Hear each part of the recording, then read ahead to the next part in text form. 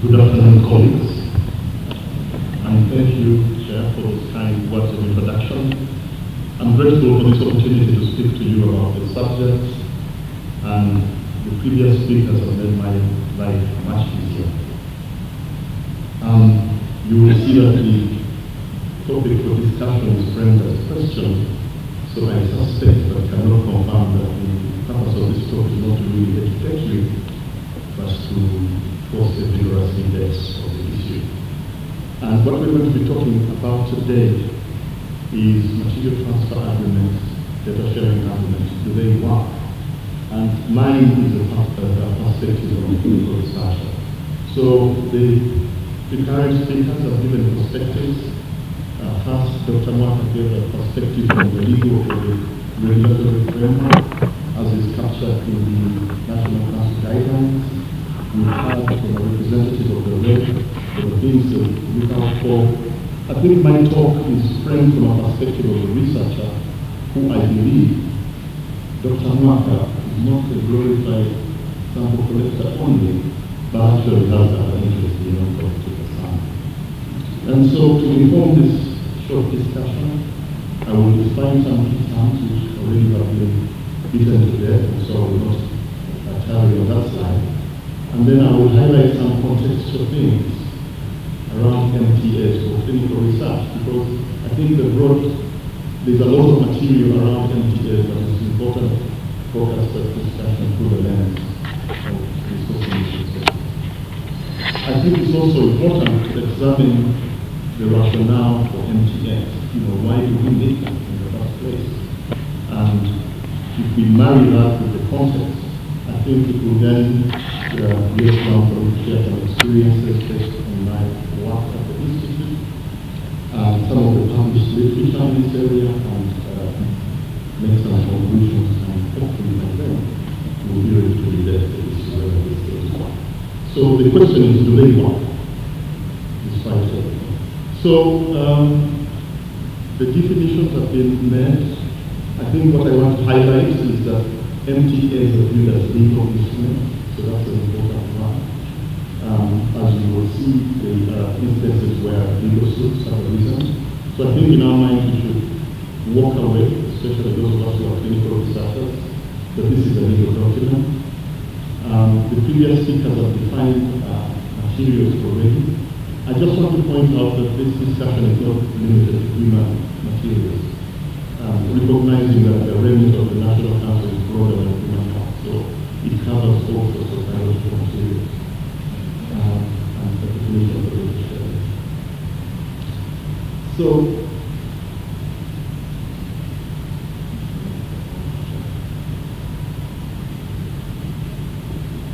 I think we have the wrong version in my talk, so.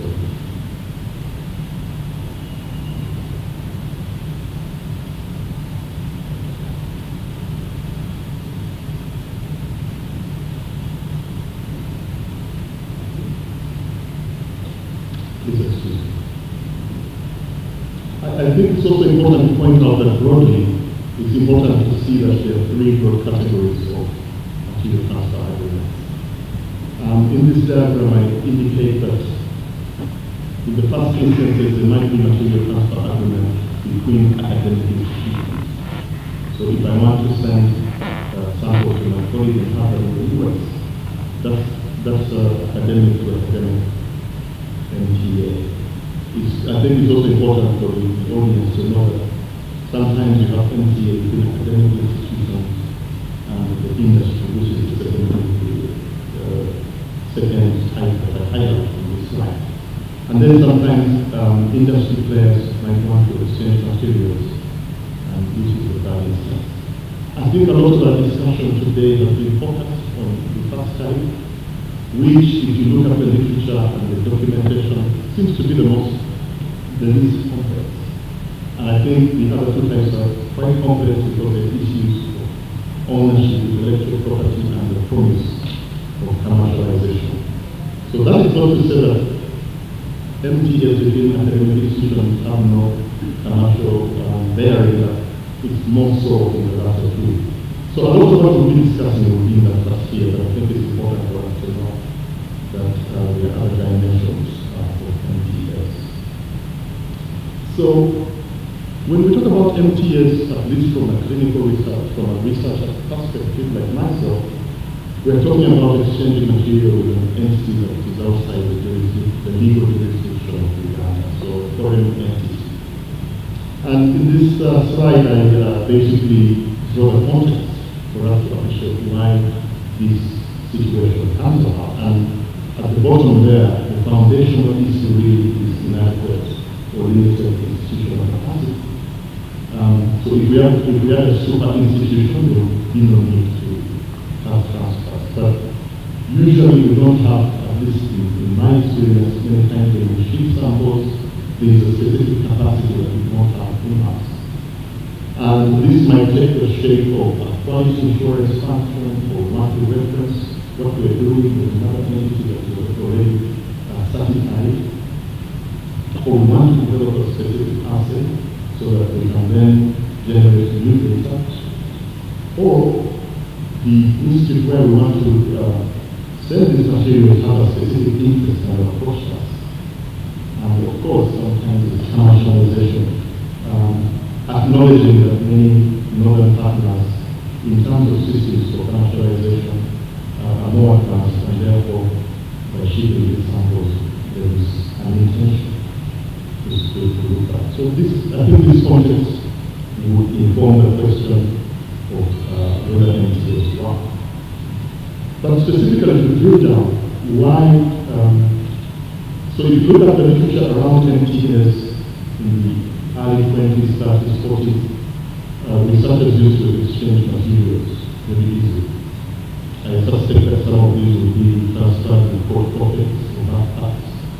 And the research will go on, but as the research enterprises unfolded with digitalization and all sorts of assets being developed, genetics, and of course the promise of commercialization and profit, this legal instrument called an MTA has become necessary. So we're going to, in this slide, look at why we need an MTA. And essentially it's a tool that, as Dr. Lisa pointed out, protects the rights, safety of the people who have been noted this material. I hope you recall from Dr. Lisa's talk that in the Ugandan context, ownership of the material remains with the person who donated the material. In this case, the participant. So I think when it comes to MTA negotiations, it is very strange that some researchers have actually seized the ownership without realizing the material is not belong to them. So I think that's a very important point for our discussion, that when we do MTAs, we actually cannot trust our ownership, because at best, institutions like ours are just trustees. So when a clinical researcher is doing an MTA, they're using it as an instrument to protect their interests as well as those of the participants. And these might include issues like publication, we will see some of the benefits, gaining access to the results, so these are things we can negotiate, permitting, restricting, or even prohibiting specific uses of the material. So as a clinical researcher, you can restrict, permit, or prohibit. And then you can also look at legal aspects, as well as the promise of commercialization, which is represented by lawyers. But as you do that, I'm going to drill down on this box here that shows the legal issues.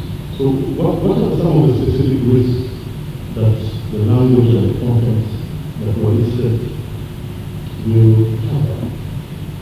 So the aspects of patient safety, of confidentiality, so you have to, as a clinical researcher, you have the responsibility to protect the people who provided these materials, their legal aspects. So somebody could, for example, be harmed from the use of those materials, and if you did not take care to ensure that you're not liable, when there is a legal suit, it might come back to you as the donating institution. So I'm just putting it out there, as a clinical researcher, you need to be aware of the legal risks, and the way you cover those is to have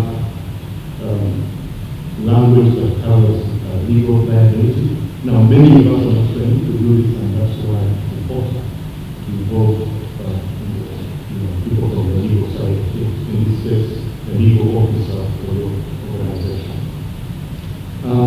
You could get a bad reputation, so imagine if you donated samples to an entity, those samples were misused, and it was all over the media, and becomes uncovered that they came from your entity, then you have your reputation for running the institution and suffer. So as you build the MTA, you are building aspects that limit reputation of injury.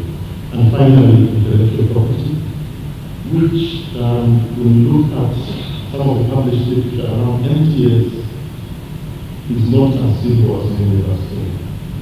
There are schools of thought that have the view that intellectual property does not accrue necessarily from making a sample. So for example, if somebody discovers a new enzyme or a fix of your tissue, it doesn't mean to automatically have an intellectual property as the person who made the tissue. And so I think that also it would be nice to hear perspectives. So having looked at the rational basis and some of the risks, the question is, will this work? And first of all, there's not a lot of published literature on MTS and how they work. And I did struggle to look for experiences beyond just our institutional experience, which I'll be happy to share shortly. But I came across a publication which is referenced at the end of this talk that gave me an insight that I thought I would share with you. Now, out there when people exchange materials or when they do contracts, one way of measuring the value of the contract is to look at how many legal cases and legal suits are approved. So those places where there are a lot of legal suits, it means that whatever is being discussed is perceived as valuable. And interestingly, the most prominent fields are employment, so there are many suits of employment contract, real estate, and other fields. So these authors looked up a comprehensive database that combines the whole of the US legal system, the European legal system, and the UK system. And what is interesting is that they only found 24 cases related to MTA, which they then concluded that this is an extremely small proportion of legal issues. And they made an argument that these cases are probably low for two reasons. Either the lawyers are doing a good job to draft MTAs so that they're very watertight, or perhaps we don't have the capacity to follow up MTA arguments and to see how samples are being used. So we don't have mechanisms to monitor and enforce MTAs. And they argue that actually it's not that people grow up very neat MTAs, but they are making the case that not just in these clinical settings, but in the US and Europe, the frameworks to monitor what you agree and to make sure that what you are agreeing to is straightforward. I suspect that that's even 10 times the case for us. And I know because when we ship samples to Johns Hopkins, honestly, we act in good faith, but cannot absolutely state our hand to say those samples are not being used.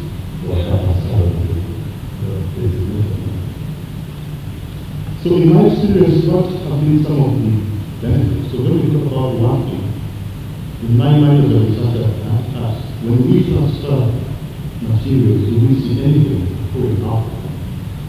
In my experience, we have publications that would not be possible unless we ship the samples. So I clearly know there are sections of different papers that would not be populated by data unless we had a shipment with a collaborative partner. I have to say that a lot of the work we do is in the context of partnerships that have been built over years, and therefore there are aspects of major trust, and I think that is part of the context of effective MTS. Institutionally, at the Institute, we insist that each research project should build capacity, both infrastructural but also human capacity. And in fact, the scientific review committee that looks at each protocol at the Institute insists protocol master of capacity building government. And so transferring materials has been a way of actualizing some of the capacity building aspirations, where scientists from this end are able to travel to foreign institutions and perform assays of tests on those materials that we transfer. So in that way, I think that that aspect, if it is built into the MTA, will work very well. I think the other that I think works well when we transfer samples and done with intelligence is generating data that can go into the next round of research. In other words, you can generate data that enables you to submit a compelling grant. Many research grants that are competitive have a section when you look at the preliminary data. And for some reason, reviewers really like lab-based data. And so if you have that access and have a good collaboration where you're exchanging material, you're able to populate that section of the graph. But of course there are challenges to MTA, and I'm just going to highlight two that I think are very obvious to them over here. One of the papers I reviewed for MTAs kind of voiced the frustration of many scientists. You know, when scientists meet at a conference like this, I started to tell all our colleagues from media, and we have a research idea. And it's not context that scientists want to exchange material and they want to do it fast. And you have to remember science is a competitive process. If somebody gets there ahead of you, then we take the glory for that thing. So the MTAs will delay science. Essentially, the process of negotiating the MTA is months long. We're talking 56 months. So this is one of the key frustrations of scientists like myself when it comes to MTA. So then we know that the necessary evil, but it's important to recognize that there is a price. And as I've mentioned previously, there is limited capacity to monitor the CPM, to monitor the samples that were received from the organization. We just don't have the resources for the capacity to do it. So in summary, we should view MTAs as a tool that protects interest for the researcher and the person who gets the materials. But we do recognize that they lead to significant bottlenecks and delays that have frustrated the collaborative process. And I think one of the things that came out of the papers and review that depending on the level of risk for each different study for which an MTA is done, we could adopt simpler formats, especially where we feel there is low risk. So with that, I want to thank you. I'm sure you will press documents which you can access. And to thank you for your attention. The advantages and innovation and MTA's publications. When I was a graduate student at Christmas and several years ago, I had a chance to come back to Canada and collect data on another child graduation project. And when I finished collecting data, I returned to the US and I took my samples with me. When I arrived in the lab, I thought I was going to count viral copies of HIV and just resistance, and that's it. My supervisor stared at me and said, "You must be kidding. You don't collect all of this for that." I tell you one subject to another, one publication, 2, 3. I just can't imagine. So there are advantages in doing everything. Okay, the next speaker is a special visitor from Kenya. He's currently the chief scientist at the National Commission for Science and Technology. He started out as a veterinarian working for the Kenyan government back in the 80s, and then later on moved into science and policy. But over the last 10 years, he's been working in research ethics and was instrumental in setting up the accreditation committee for ethics committee in Kenya. He is currently also vice chair of the Bioethics Society of Kenya and a member of the steering committee of the Africa Vaccine Regulatory Framework, ANREC. His work has been recognized by the highest office in the country, and he was awarded a Medal of Honor by the President. So let's join hands to welcome the Order of the Grand Warrior Awardee of Kenya, Dr. Simon.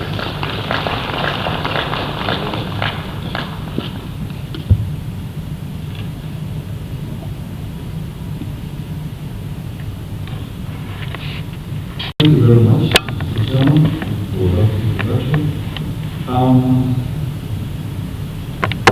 Now, this is perhaps being the last presentation today.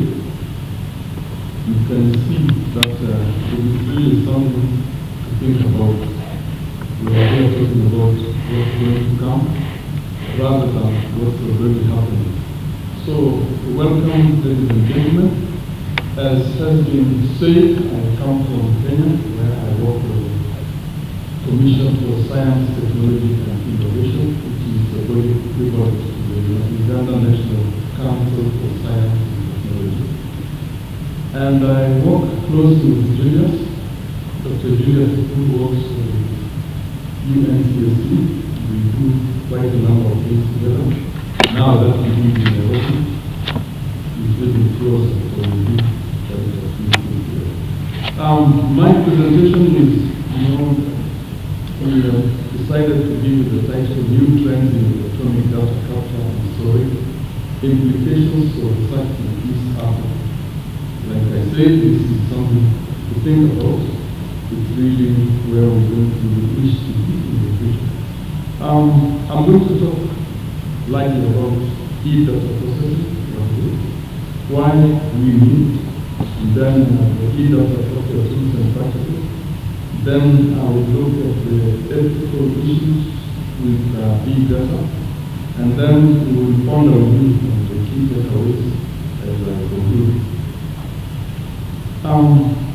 In my introduction,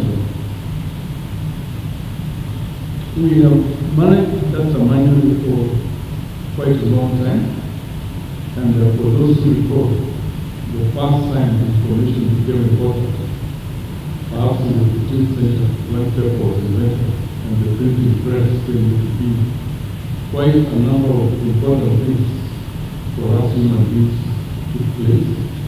For instance, information could be moved faster, and perhaps the most important information at the time determined to move around was the Bible, which had been in existence for millennia before that start, had not perhaps been read by many people.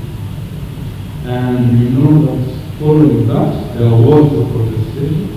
That's why there are Protestants. I believe quite a number in the room. Protestants, why? Because they moved away from the Orthodox of the Eastern and the Western Church, better known as the Greek Orthodox and the Roman Catholic. I'm sure there are some in the room who belong to this group. This is the history of human civilization. It may have happened in Europe, but the consequences went on and on around the world. In this part of the world, we know that. So nowadays, we use electronic means, that is computers, phones, in order to manage data, which is a much faster way of doing it. And therefore, we are again back to where we were using a new way of doing it, much faster this time, and perhaps much more inclusive than ever before. We have known from Moore's law in 1965 that every 18 months or so, there is a doubling of speeds, processing data, and also storage capacity. And then e-data processing systems are already used in almost all sectors, including e-banking, which is perhaps most important. So what is e-data? Electronic data is any original data that is captured, stored, or processed using electronic devices. Now, because of the huge computing power we now have, we generate large amounts of data, which is why in the last 5 to 10 years we've heard of things like big data coming in. Big data is really just vast amounts of information which can now be used. It becomes useful just by the sheer amount of the data itself. Then data is stored in pieces, that is personal computers.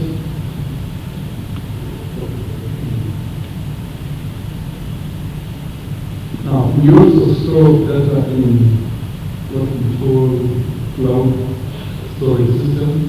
Cloud, perhaps you already see, they still There is real hard stuff on the ground. Computers interconnected by more often fiber optic cables, sometimes wireless, but that's what constitutes cloud computing. So why do we need data? It's faster, it's more accurate. Computers make no mistakes, they do not forget zeros, they do not forget where the decimal levels are. And it's easier to work with large volumes of data using computers. Then it enables data mining, which is important for artificial intelligence, that is trying to get the information that we have to sort of propagate on its own, mimicking the intelligence which is natural, the one that we have. And perhaps we also have storage facilities like Amazon, and then during these difficult times for our environment, it's important for saving the forests. Then the e-data tools and practices. Yes, this is important for all members of ethics review committee. You will find yourselves using electronic means. Either already started or very shortly you will find that it's important. Then you will have e-consent process. You should actually be able to give consent using your mobile phone so that it can reduce the amount of time that committees work. Researchers always complain that we find ethics review committees as stumbling block because they do not work as fast as they wish. They always say that we have deadlines to work with, but the ethics review committees know that they have to deal information and to process only during sitting. Some of these things may be possible without bringing persons close together in the room. So there is also e-data capture that's through questionnaires and smart devices, again, which we have already used in the university studies. And surveying boundaries.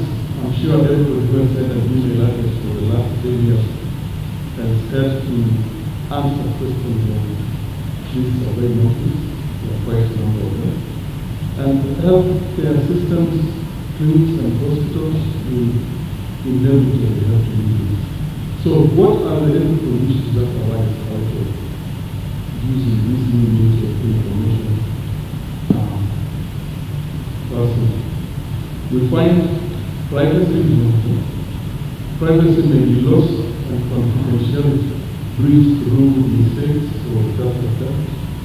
This is what we have had today 6 months. We have had the presentation earlier on by Professor Berger. I can't recall the example name. Yes, indeed, there is something else like that. Now, there are more sensitive biological information, especially if they are linked without the subject's knowledge. I think the paper just before mine did allude to this fact, but there is need to make sure that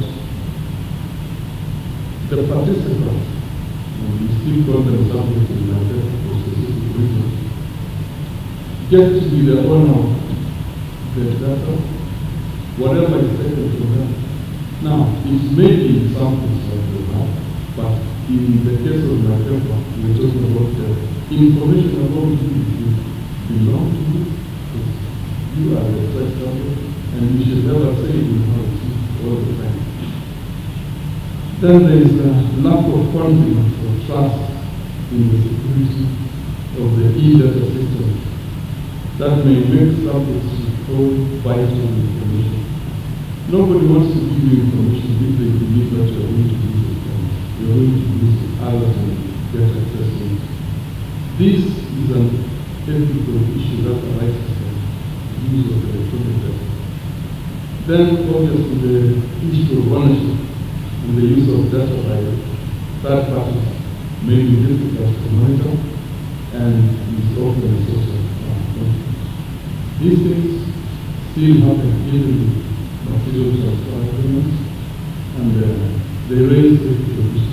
We expect that in future ethics committee will have to be aware of these things because they will be more common than before they are today. Now, there are local guidelines.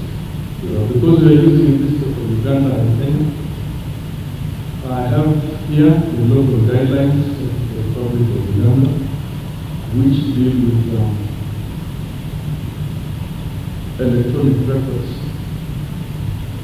I'm told section 11.2d says that researchers shall ensure that research records from each of the data has been obtained from are available at the research site for at least 5 years after completion of the research project. This means that the guidelines and the institutions which make sure that these guidelines are followed and other regulations are supposed are aware that they are going to be electronic records and therefore they are records. And the implications are obvious that it can only grow. So in future, we expect to see more of these kinds of records being used, perhaps even completely replacing the use of paper, as some say. Now, this has obviously got to mean that there may be certain other ethical aspects which we cannot quite see today because it's quite difficult to see the problems before they arise. Now, in Kenya, we do not yet quite have that very specific mention in the guidelines that we have seen with the Ghana case, but digital data storage is already very widely used in government. As we sat here yesterday, I did manage to see a tweet in Nairobi that the Road Transport Authority is going to do away with driving licenses as we know it, and introduce a card which has a chip, almost nothing else to do with it. But the police, the traffic operators will be able to read using the machine, and it will have much more information than you can have on the paper. License which we use today. Now, this means that there is also a move in that direction. I would also say that the apps which we use to manage the site ethics committees and the regulation of research in general does mention these things. It talks about ensuring confidentiality and cautious use of information which is in electronic format. Obviously, there are other instances where these things have been mentioned. Perhaps you are aware that we are currently running an election for presidency and the two houses of parliament, the local authorities, that is the county governments. And you find that in the manifesto of the big parties, each one of them mentions something to do with digital governance. So then, what do we therefore do? We obviously know that computing power will continue to grow, and working with large amounts of data is the aim at the moment and in the future. So it's complemented by increasing use of artificial intelligence, and therefore the good thing is to be prepared for this thing. Now, research ethics committees, researchers and regulatory agencies should therefore prepare for a transition in data processing systems. More use of research data agreements will be necessary to clarify ownership and ensure appropriate use of information that will be stored electronically. And so, in conclusion, internet penetration density is high in most of the two countries, which will facilitate use of e-data processing systems. E-data capture and storage is the reality that all research should prepare to do. Local regulatory agencies, including RECs, should gradually adapt to the process. And specific guidelines may be necessary, but this may be probably soon turn into necessary, depending on how the issues play out. Because, like I say, ethical issues are difficult to predict. We only deal with them once they are. Just like in law, you will never really create laws against crime which have never been committed. You wait until the first criminal who probably gets away with it because it's normal, and the second one is not as bad. And lastly, regional approaches to save costs and enable experience sharing. Not to mention, obviously, the speed of sharing information, which, as you realize, becomes important. We learned this morning that there are probably going to be much more multi-center studies which will span across several continents, not the way we do today. Again, because of the ease of passing information across countries. And that being the case, it means we just have to prepare. So the future is here. So, Mr. Chairman, I would like to stop there. Thank you very much for listening to me.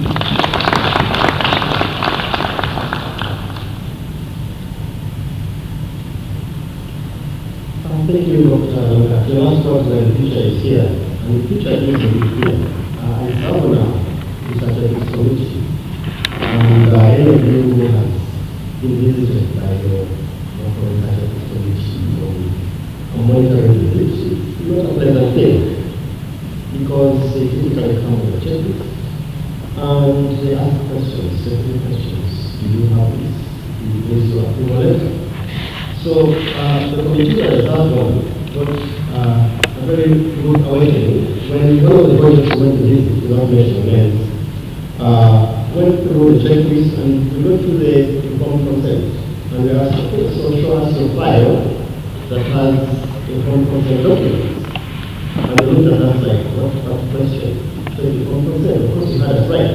We said, well, we don't have any papers. And then we go into the picture and say, that's possible. But I think from the presentation today, you can see us, we need the drone for the electronic era here. It's not unusual that now researchers will enroll patients using social media, and questionnaires will be filled online via survey, and data will be transmitted through a cloud computing system and stored somewhere else, even where the data is not collected. So you never probably need the patient or study participant. I'm not sure we have enough. My question goes home, and it's a historical question. I've worked with Tom before in research regulation in this country, and he knows the question I'm going to ask him. Some time back, the CDC collected samples from 2 districts in Uganda. And they started that they were doing, they collected samples from between 95 to 97% of people in 2 districts in Uganda. And they stored these specimens in Atlanta, Georgia. That was about more than 10 years ago. In 2008, around that time, we had a very interesting study in this country, funded I think by USAID or something like this, something, in which we did a national HIV sero survey that was coupled with hepatitis and syphilis testing. In that study, which was the national sero survey, we clustered homesteads in the whole country, and we shipped specimens, and Tom Radley asked where they are. And as a signature, we shipped those specimens out of this country Now, the participants in that national survey did not sign any written form of consent. It was verbal consent.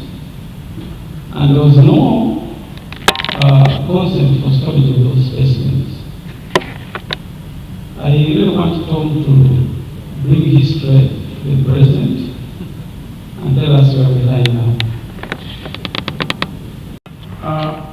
One of the challenges we have with material transfer in this country is enforcement of this transfer. Case in point, we have flights every day from Entebbe and other ports of entry. And it's so simple, you just get a flask, you have whatever material you have in the flask, and you are on the plane to wherever. For the customs officials, all they can check is if you have the IATA certification, if you have a big enough of a box, and off you go. So my question is to Marka. You talked about laws, regulations, and guidelines. And I know the National Council of Science has done well by giving us some guidelines. But I'm not so sure about the laws and regulations. As a country, are we operating on the international laws and regulations like the SIOMs that you cited? Which law do our policemen follow? Or for that matter, the customs agencies at the ports of entry and exit when they are checking all these materials that are coming in or getting out? I know there are many people who go to national parks, they pick all kinds of samples, skins, hair. I was involved in a study where we were shipping semen. Who checks this at the border? I know it's for good intention, but who knows? So what law, which specific law, and if there is a hiatus in the law, what is the council and other stakeholders going to do about it? Thank you. Thank you so much. I'm Stephen from Infectious Institute. Mine is Dr. Langat, the issue of electronic data capture tools. Recently, we are aware that people who use electronic data capture tools, when you collect data, that directly goes to the server in the US. And that means indirectly, the data is not at the US. And it's also fun that the local PN cannot access the data. So I don't know how we should go about because it's happening. You go and collect data in the electronic data tool, the server is in the US, it's all the data gets access to the data. You directly take a transfer, the concept, the data is going, and you remain here data. Just freezing and finding what should I do? Okay, thank you, Stephen. Glad I'm a lady. I'm Dr. Josephine Bironji. I work with TASO Uganda. Since morning, I didn't have the opportunity to make this comment, but I realized that it also cuts across to this. It's an element of capacity building that I want to just tickle the mind of the people here. But I think the issue of MTA and even the issues of collaborations are things that scientists ignore in training the young generation. So I want to add on my voice to the Tanzanian colleague that I think if we went into the young generation, the university students, so that by the time they emerge out of the universities and go into research, they have an idea of what MTA, how do I get on with the MTA, and even the principles of collaboration and negotiation. So it's just an appeal, capacity building at a lower level, not wait until you become a research. Thank you. No, I don't know the other recs. At least I know the one of mass. I have studied Mr. monitoring as well. I'm saying this particularly because of collaborative research. There are cases where collaborators appear once and after that they continue doing research behind there and nobody follows them. And so how much of monitoring does the UNCST do? And I'm asking this also, merging it with what Dr. Maka did say that there are also other researchers who submit the protocols direct to UNCST. I know cases like this. So who checks before it gets to UNST? This is a very serious thing. Thank you. Thank you. Let's have the lady. Thank you. Who is responsible to make sure that where the samples are transferred, they are serving the rightful purpose as documented? Number two, I think almost I will be somehow repeating the question, but I'll just ask for clarification. Question number two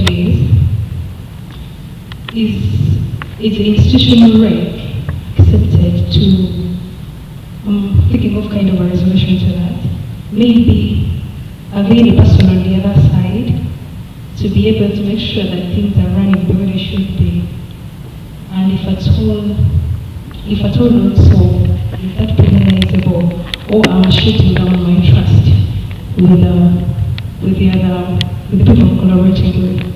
Thank you. Okay. We'll take the last two.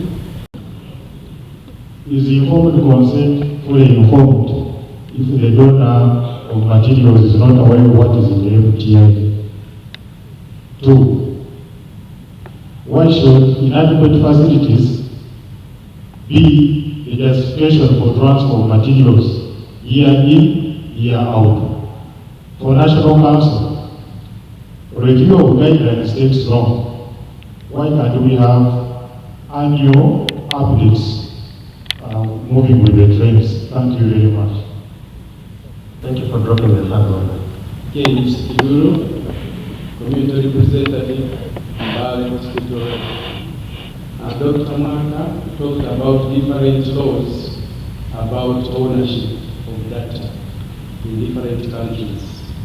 In this era of globalization and in our efforts of collaboration, why don't you have a common law? What did we lose by having a common law? And why don't we work for it so that it is easier for us if somebody is in Malawi, it is easier to collaborate because these different laws may be a disadvantage. Thank you. Mine goes to Dr. Kumota, and I thank the people for this discussion. My question is in regard to going back to the application process of the regs.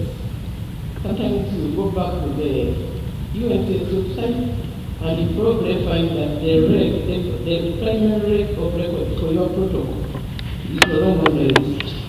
But sometimes you have this burning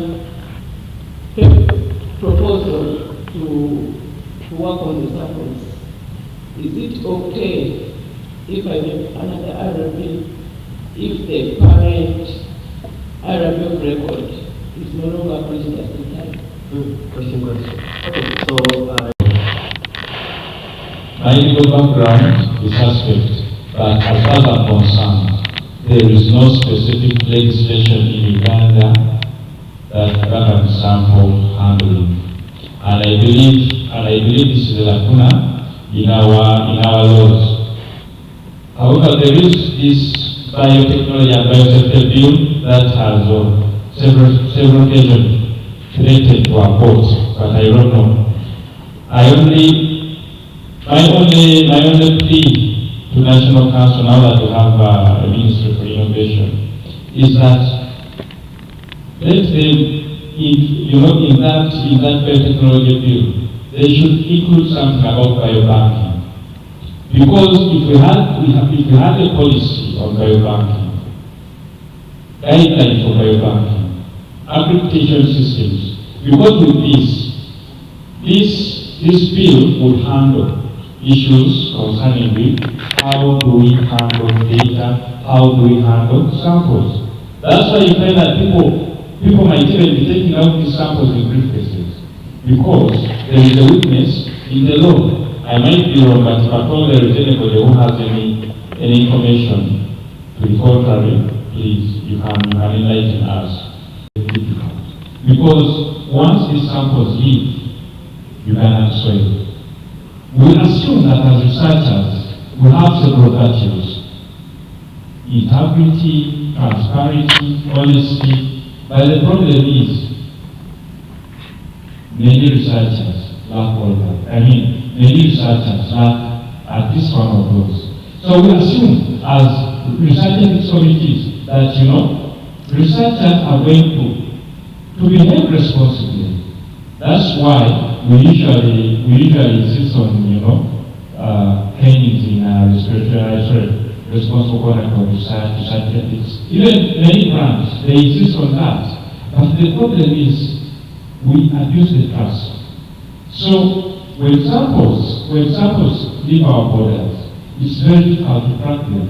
It's very difficult. That's why we need to come up with MOUs. We need to come up with stringent MTAs. But however stringent an MTA is, unless you have somebody else on the other side to track what's being used on those samples, you only see applications, and at once without even a single name from the donor institution. Then another question was asked about is informed consent informed when the research participants do not even know the contents of. Informed consent, one, it's a process, and two, it has several elements, and it's up to you, the researcher, to ensure that you disclose as much relevant information as possible. That's why we insist. You write everything down, read it, or translate it and read it to the participants.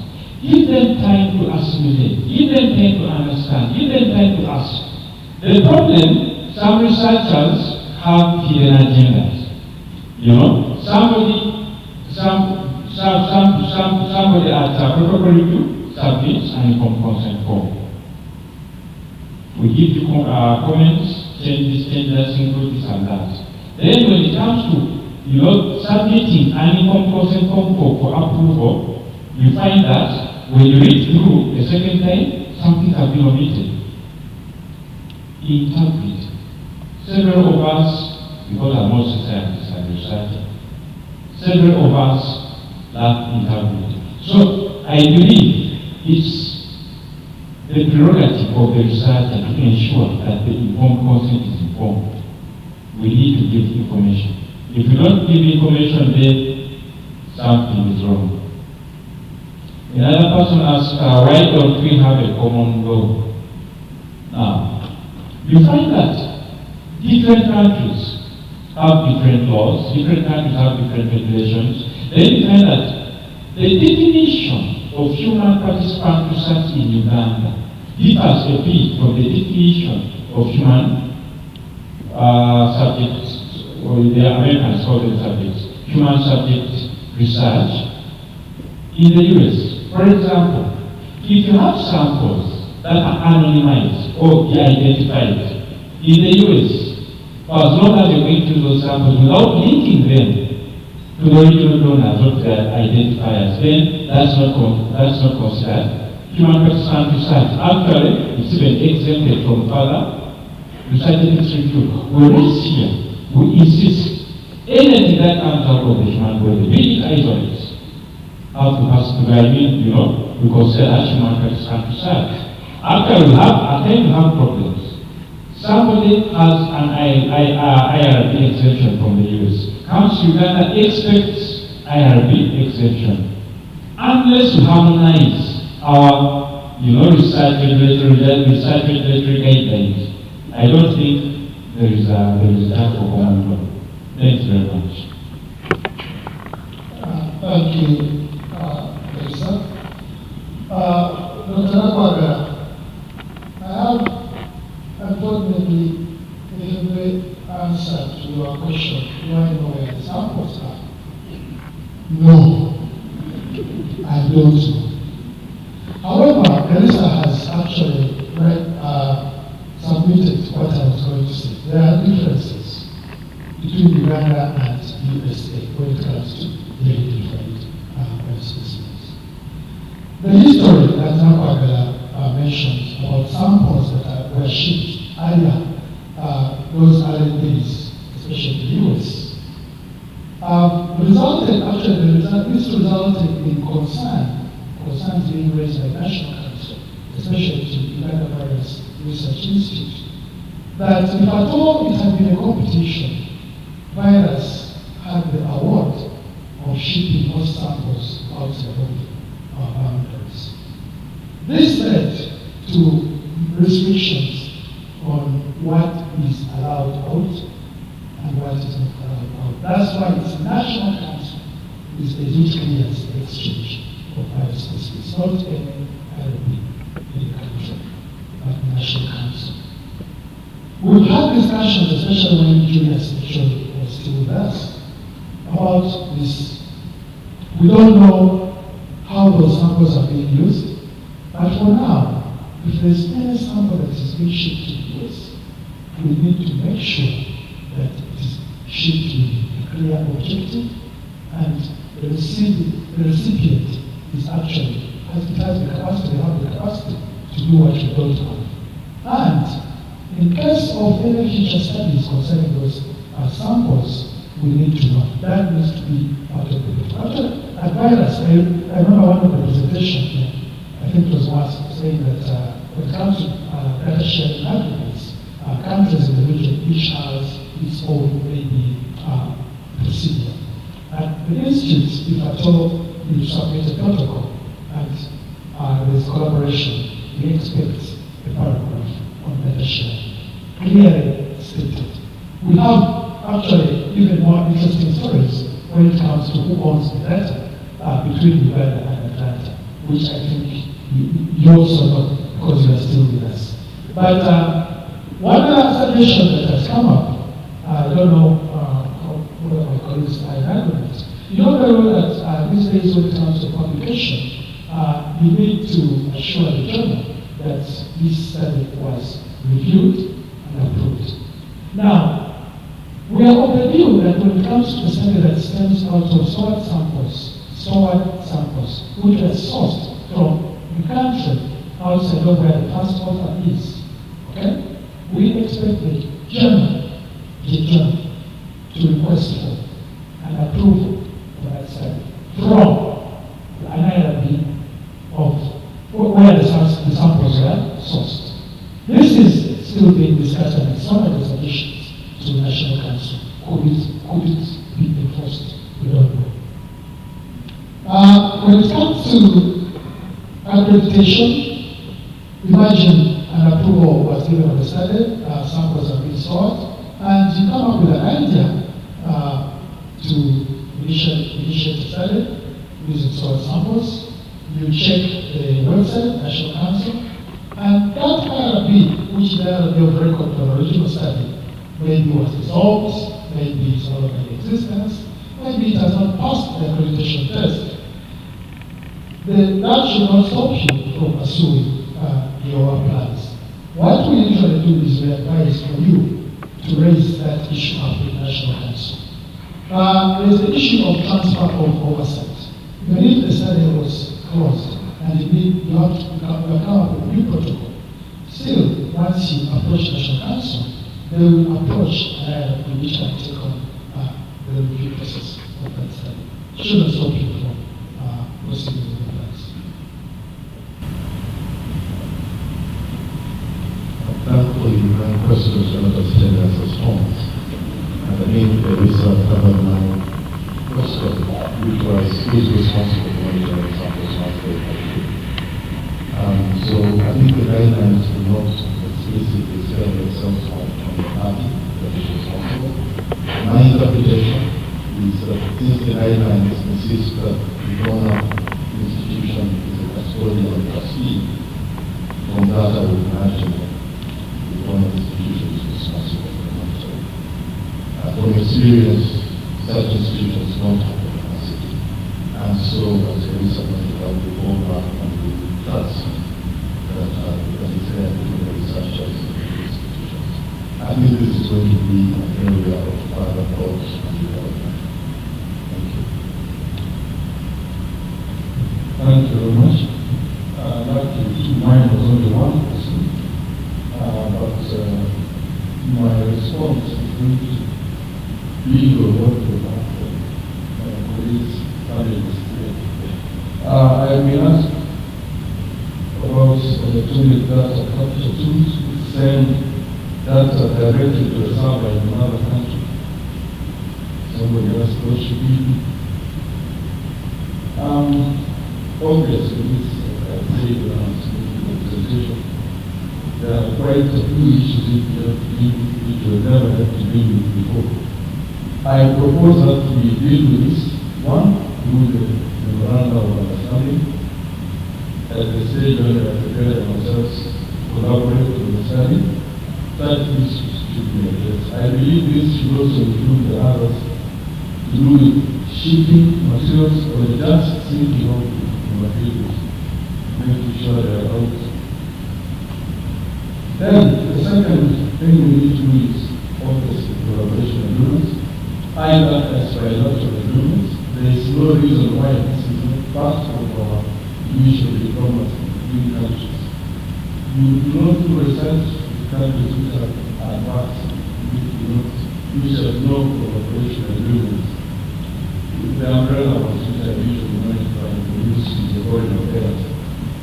Now, these ones, we should be able to make sure that they come to the fore and that research becomes part of that kind of diplomacy. The other way of doing it is obviously the multilateral instruments, which exist like the UNESCO Declaration, the Universal Declaration on Bioethics and Human Rights.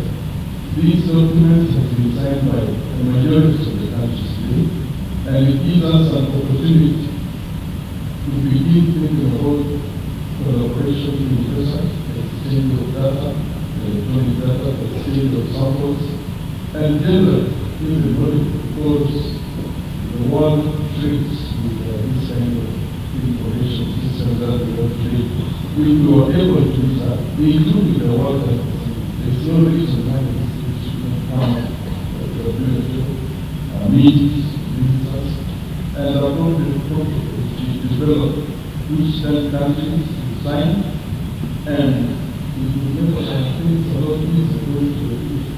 This again hasn't been there in the past. These are things which we now begin advocate, and if I can get support in this country, all these things before the election, then soon it's going to be a focus, and I'm sure in the next week you will see the light of it. Thank you.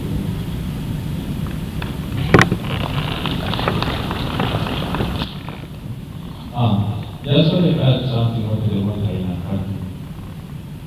Why do I insist that we need to focus on biobank? We find that when you look at biobanks, especially biobanks that are ISO certified and are also FDA certified as American Organization, we find that they have strict policies when it comes to the access and use of those samples. Much as these samples are open the samples and data are open to any researcher as long as you have as long as you have the qualifications, you have a good research plan, etc. And usually, when at these biobanks, they request for regular, like biobanks are just custodians. Okay, you have your samples, you keep there. So you find that they give regular updates on the quality, the quality and state of the samples, applications for access, any usage. So if we get organized, I believe we can find a way of tracking these samples. Of course, this is not foolproof, but at least we can try to find a way around the exploitation of samples. Thank you.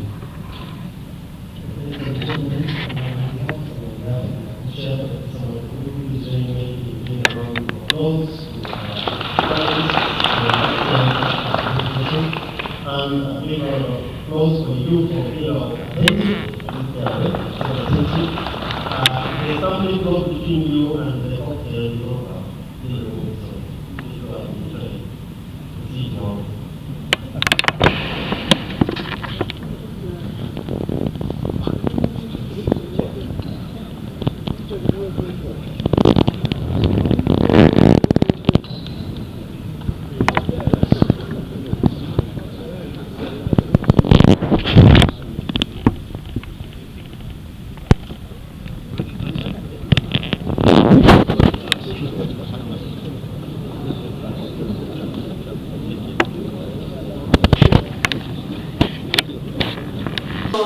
comments, and then later you are going to make your submissions, responses to the comments. So we are 2 chairs. I'm Stella Nema, Associate Professor at Makerere University. I'm also a chair of the School of Social Sciences Research Ethics Committee. You are always welcome to submit your protocols. If it has that angle of social behavior, you are welcome. We are based at Makerere University School of Social Sciences. And let my co-chair also introduce herself. Thank you, Stella. Good afternoon, everyone. I'm Nafka Masula. I work with the AIDS Support Organization, and I'm also the secretary for the AIDS Support Organization Research Ethics Committee. We're happy to have you here, and I think I'll invite my colleague to invite the first presenter. Okay. So, Dr. Peter, can you come and take your seat? In 15 minutes, I should be able to stop. I've already been introduced, and I have a disclaimer statement that my affiliation with Bustema University and my research work do not constitute a conflict of interest in this presentation. So in this presentation, we are going to have 5 areas, particularly definition, background, and then I'll be presenting some preliminary data on one of the studies we have done on informed consent, and then using other studies, make an insight into some of the conclusions we are making, and then eventually I come to the conclusions. So on our definitions, we all know informed consent is a process, and it's a legal and unethical requirement for both in medical practice and also in research. Through those mistakes, a number of people realized that this needed to be put into some sort of a consensus. And so there is a development of the Nuremberg Code of Conduct, the World Health Assembly Declaration of the Helsinki, and the Belmont Report. And each of these has informed consent embedded in them. So in terms of local content, I'll be looking at the national and local guidelines, and then also put in some local research experience to see how best we can come up with informed consent. So in one of the approaches that I've mentioned, I'm going to present a study that we conducted on informed consent practices. And the study team comprised of the members that are highlighted there. And basically, in terms of overview of this study, we aimed at assessing the practices on informed consent among research stakeholders. Research stakeholders in this study was defined as a researcher and a community participant. And then, in terms of methods, we conducted a cross-sectional survey where we did a self-administered anonymized online survey to the researchers, and we printed out the same questionnaire and administered it to the community participants. Very, very cardinal, given the fact that many people thought, you see the proportions, just by signing that they have consented. This is a process, and we have confirmed that. We also checked if stating the main reason for the study is very relevant in an informed consent form. And we found that there were similarities in the 2 groups all across, and so that's not very peculiar. We looked at the duration of the study, whether it should be stated clearly in the informed consent. And this way the responses, again, nothing very peculiar about that. And then whether all the study procedures should be stated in the informed consent. And this is where we got very interesting responses. The community said yes, it must be stated, but look at the responses of the researchers. And of particular concern to UNCST is this group here that disagree with that, or who are not sure and yet they claim to be researchers. So this is a particular group of concern. Then we looked at whether benefits of the research should be stated in the informed consent. And again, you can see the community and the researchers were almost in an agreement. The only group which was not sure was this one, though it was statistically significant, but I think it's a group that we can quickly inform in our research. What about privilege to withdraw from the study? This is, they had a privilege to withdraw. And this is a bit worrisome, because our participants were people who already enrolled in 5 clinical trials. And so if they didn't know that they could withdraw at any time at this stage, it means there is a problem with consenting in our environment. We also assessed whether the community was willing to enroll if they were an emergency or if they had a relative who is presented with a medical emergency. I work a lot in pediatric infectious diseases, and you'll get a child coming unconscious with a multiplicity of problems. And most of this requires very urgent attention. And then you are there as a researcher, let me first consent, and so on, and you are wasting intervention time.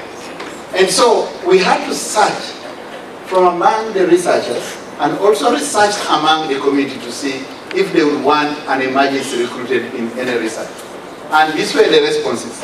More of the community said there is no problem enrolling an emergency in a research compared to the researchers. And this was statistically significant. Of course, that significance, if you flip the same coin the other way around, you find that among those who disagreed, more of the researchers disagreed with that. Now, we searched a lot of information to try to collaborate our findings. And one of those was in a research that I participated, which was looking at very, very critically sick children presenting with shock. And in such situations, if you lose the first 5 minutes, you have lost that child. Of innovation was accepted in the UK and 3 East African countries of Uganda, Kenya, and Tanzania. And that study came up with very good conclusions. But this is what we have to include. That one, these children should be pre-terminal.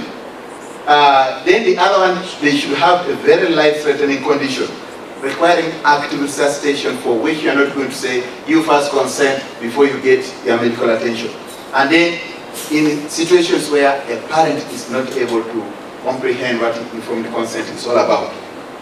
So we looked up what other collaborating information or rule that can guide that. Of course, in the FDA regulation 21 CFR 50.24, you get exactly those stated, but in addition, they say such research should involve consultation with the community from which the subjects are drawn from. In other words, before starting an emergency, you should go out and tell the community, either in the media, in the radio stations, or in the meetings, and say there is going to be a research of this nature taking place in this catchment area, so that they are prepared well ahead of time. So we also looked at time to consent, because one of them was for 1 whole week. Now this is very worrisome, because the community got it very right, that if you are doing an initial consent process, you allow as much time as possible to allow the community or the participant understand all about the study. And this, again, is very worrisome, and you insist it should take that serious, because this is coming from the researchers that presented their proposals. We also looked at use of illustrations within informed consent, whether this can improve getting people consent and understand more about the study.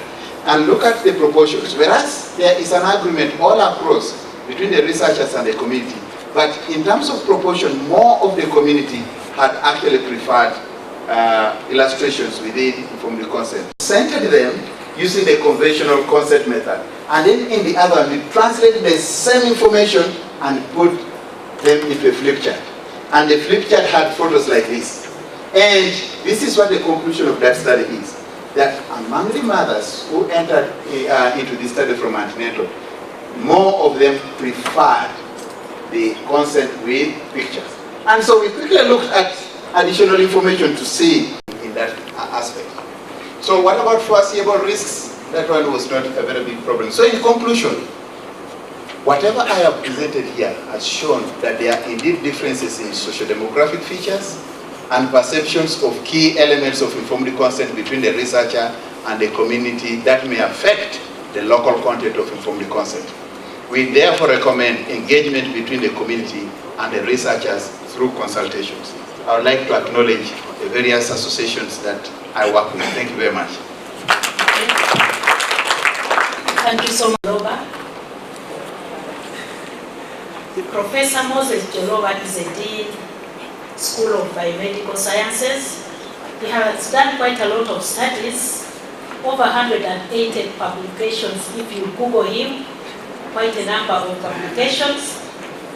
And he has done quite a number of studies on mycobacteriology, and also studies, I can see a lot of studies on TB, studies on TB vaccine trials. So he's quite well informed about the genetics. That's why he's trying to look at such kind of studies, whether we need more guidelines or whether the guidelines that we have are really enough, they can do justice. So you are welcome to present. So as a background, Uganda, which is an Africa, suffered disproportionate burden of avoidable illness due to poverty and limited access to modern health care. This you know very well. And communicable diseases are a major cause of morbidity, but non-communicable ones are rapidly increasing. Susceptibility to both these communicable and non-communicable diseases vary across individuals, ethnicities, regions, and races. So we vary. And I will give you background definitions. This gentleman is Dr. Francis Collins, who was the NIH director and is major or the head of the Genome Project. This one was visiting our facilities to look at our sequencing capabilities. So from his book, we know genetics has to do with genes, heredity, and genetic variation. Genomics is a branch of molecular biology concerned with structure and function, evolution, and mapping of genes. Mostly has to do with function of genes. We have talked, the issue of consent has been highlighted, talked about information, comprehension, and voluntariness to diseases as a result of a combination of human genetics, the genomics, and the environment. We are discussing with my colleagues, who is a cardiologist. He says they don't see all the whole family with the cardiac disease, even if it is infective endocarditis. It's why not all the family members have the disease. Brings in consent being a very key issue. And these genomics are providing important clues to disease processes, and will soon be key in informing disease predisposition, diagnosis, management, monitoring, and prognosis. I think you have heard what they call precision medicine. And that means we have these different characteristics. But however, when it comes to Africa, the African researchers and populations are substantially underrepresented within this increasingly global research environment. So we are again lagging behind. The work done in genomics, 96% is from people of European origin.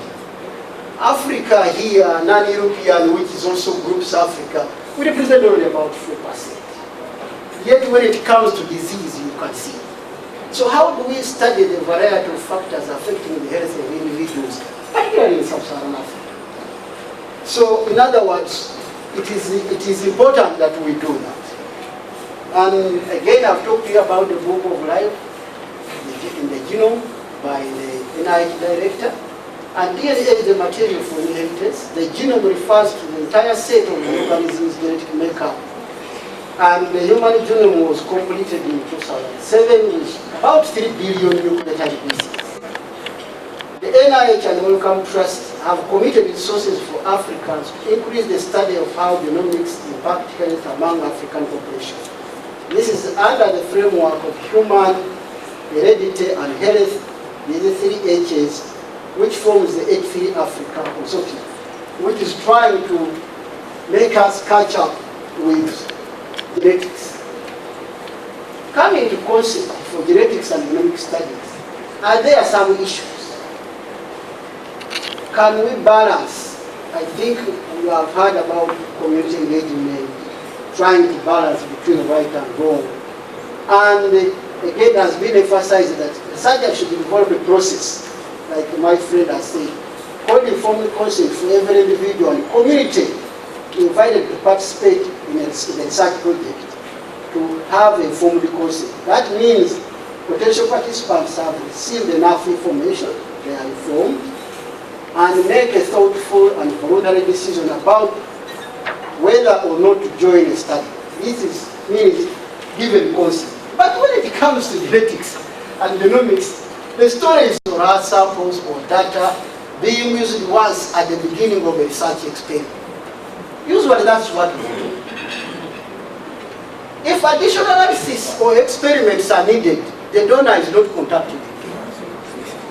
Provided there is no significant deviation from what he had agreed to initially. That's enough. Who determines significant deviation? You depend on ethics, on other review boards, to decide whether there are significant deviations or not.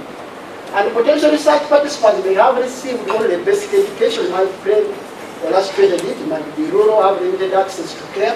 For some cultures and communities, the Western focus on autonomy, individual informed consent, may not resonate with the more communitarian world view. We are talking about individual. You might consult the sheikh or the priest before you make a consent. So in that case, some individual informed consent may not apply.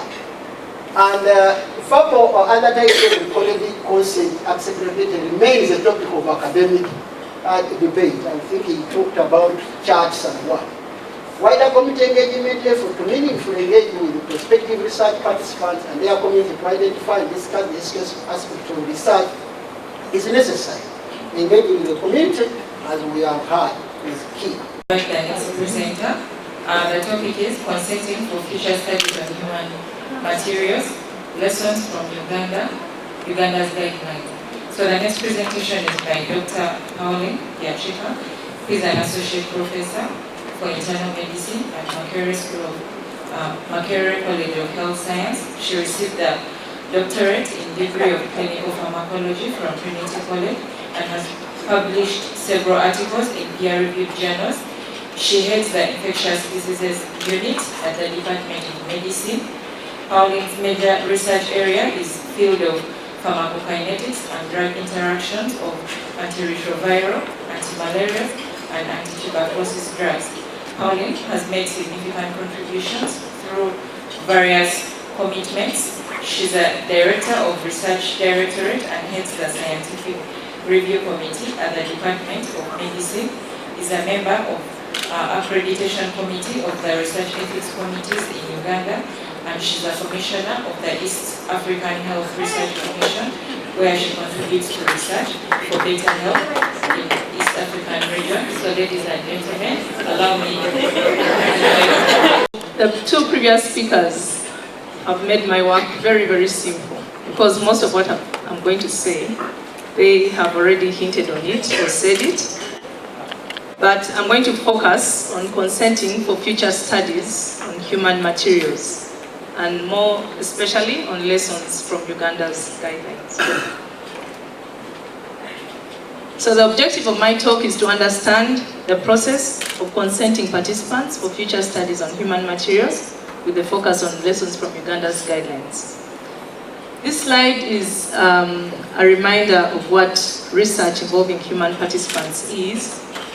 This is any study involving persons and directed to the advancement of biomedical or other knowledge that cannot be regarded as an element in established clinical management, public health, or social practices, and that involves either physical or psychological intervention or assessment or generation, storage, and analysis of records containing biomedical or other information referable to identifiable individuals and communities. And research involving humans as research participants also includes research on any material obtained from a research participant, whether the participant is still living or is dead.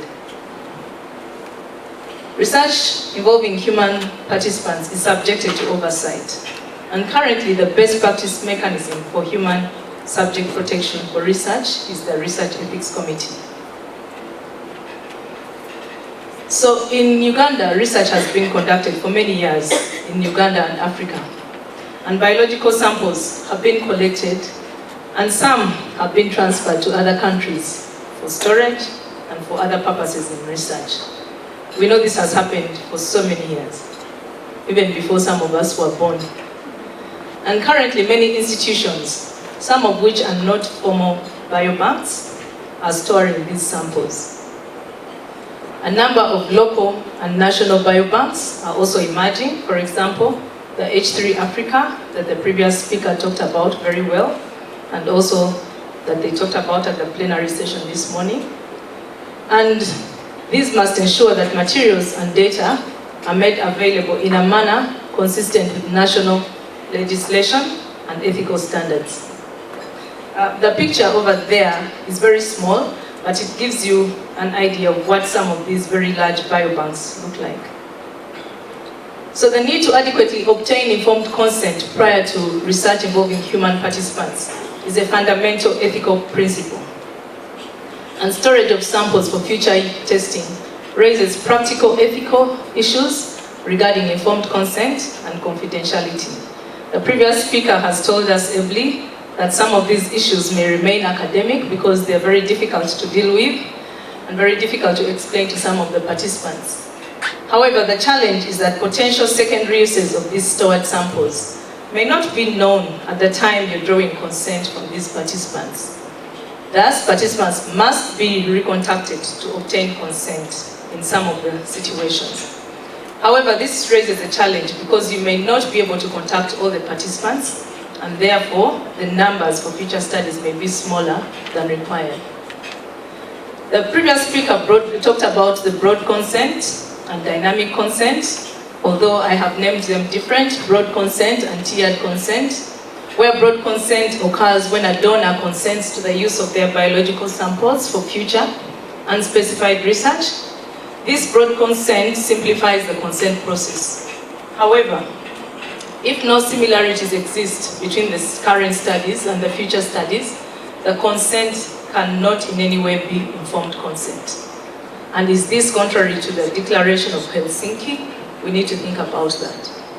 The tiered consent, on the other hand, provides donors of these samples with a range of consent options. They may opt for broad consent, or they may opt to be recontacted before their sample is utilized for research for the future, or they may opt for a research ethics committee to consent on their behalf. This picture is to tell you that human material substances obtained from research participants may include, but not limited to, blood. Blood is the commonest sample that we know, but other samples may be urine, stool, saliva, hair, nail clippings, skin, and any other associated bioproducts. So the question is, does informed consent really exist? We've heard from the two previous speakers, Dr. Olukot and Professor Joloba. So does informed consent really exist? Thinking about what they presented, especially the first presenter, Dr. Olukot, regarding the community and the actual individual participants, do we think informed consent really exists?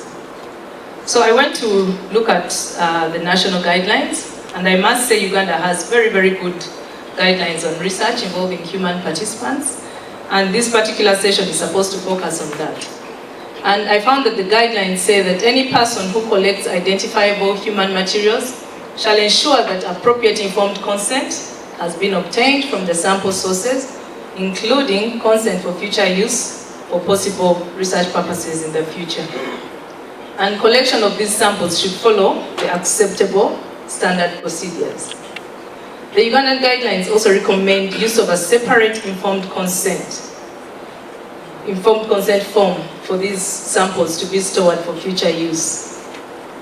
And components of the consent form include mentioning the purpose of the sample storage, mentioning how much of the sample you are going to store, that is the quantity, where you are going to store these samples, what measures you're going to take to protect confidentiality, policies that will govern use of these samples in future, potential risks and benefits of storing samples for future research, the voluntariness in these participants giving their samples for storage, informing the participants that there will be no penalty for them for their refusal to store samples, and the right to withdraw these samples at any time as owners of the samples, and any other information that the researcher deems necessary to give to the participants. Other requirements from the Ugandan guidelines include that a Ugandan scientist should be included as an investigator in all future studies using human materials collected from Ugandan participants. We had a lot of discussion on this in the morning. How often do we have a Ugandan investigator as one of the investigators on all samples collected from Uganda?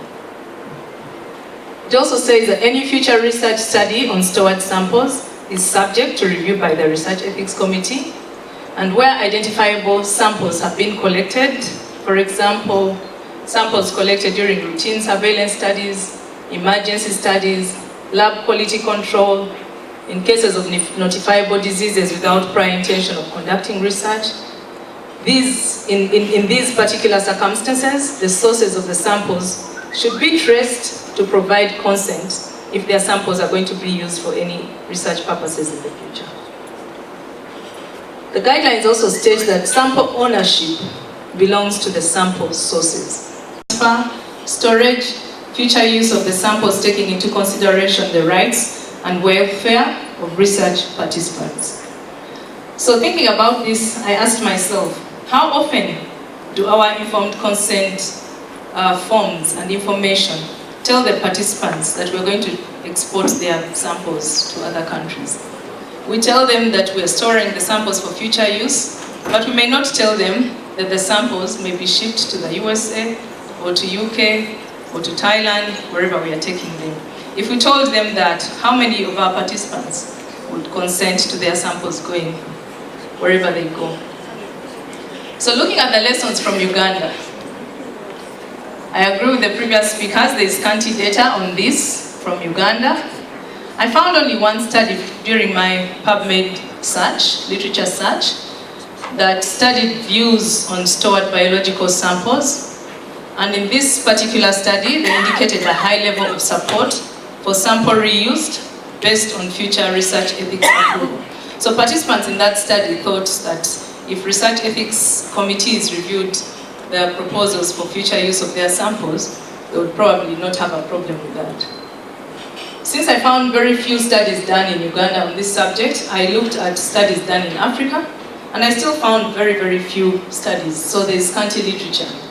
There was one study on ethical issues encountered by research ethics committees in Kenya, another on storage and reuse of samples in Nigeria, and another in South Africa, and another on consent for genetic studies, genetic research in Ghana. So, still as part of the lessons, future research is required to assess the opinions of research participants, their opinions on us investigators drawing their samples and having to store them for years for use in future research. We do not know what the public really thinks about that. And in particular, focus must be given to consent procedures, confidentiality, as well as the issue of importing and exporting their biological samples. So since I didn't find a lot of publications on these perceptions of the public in Uganda and also in Africa, I found one study in Scotland that studied public attitudes to storage of their blood left over after visiting a general practitioner. In this literature, I found that it is important to maintain confidentiality of the donors of these samples, ensuring that access to the data is limited to the donors, so that it's limited to the investigators of that particular project, so that the donors cannot be identified by third parties, and that any results are kept confidential to ensure that there is no risk of discrimination or stigmatization. This is very important, especially if you're doing genetic studies like the previous presenter said. And to achieve privacy and confidentiality, samples can either be anonymized, whereby all identifying data is removed, or actually codes are used instead of identifying data. However, I still discovered that there are challenges with anonymizing data, whereby medical informatics and bioinformatics have demonstrated that re-identification is still possible, as the previous speaker said. So they still need to think about confidentiality in this kind of work. And anonymizing samples also limits the sample's usefulness, as no other data can be added to it. If the data is completely anonymized, you may not be able to relate any other health data to that particular anonymized data, and therefore you may not be able to answer some of the research questions. And in the African studies on this issue, confidentiality has been raised as a serious concern, with fear of discrimination and stigmatization due to the results that may be demonstrated by those particular projects. We know that if a particular community donates their material for genetic studies and they discover that there's a strong association for particular diseases, that may lead to a lot of stigma for that particular community. And also some researchers thought that research participants do not always think that researchers act in their best interests. They think that researchers are sometimes selfish and act for their own benefit. More lessons: transfer of biological samples raises issues such as ownership of the sample and any future intellectual property rights arising out of these future uses of the stored samples. This was adequately discussed in the morning session.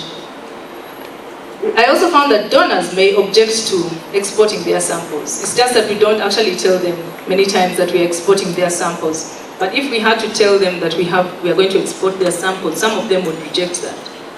Thus, should consent be required prior to exportation of any biological sample?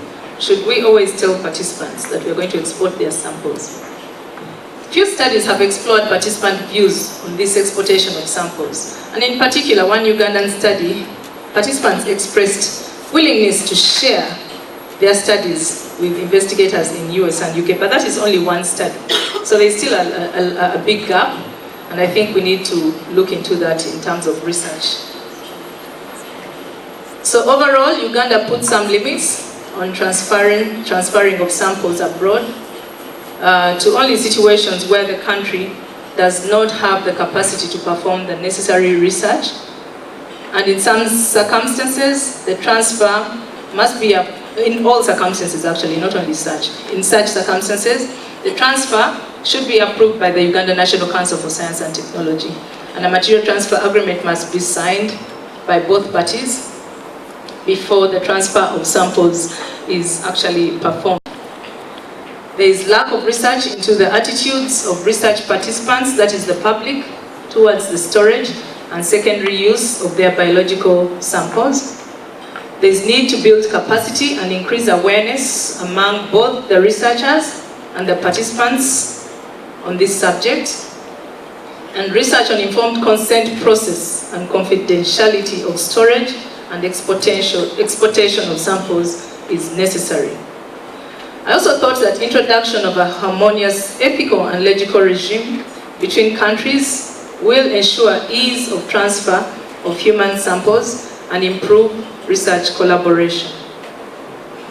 Lastly, I'd like to show you my resources. The main resource was the book on the national guidelines for research involving humans as research participants. And then I had some publications on PubMed. Thank you very much for listening to me. Thank you very much, Dr. Pauli, Uganda.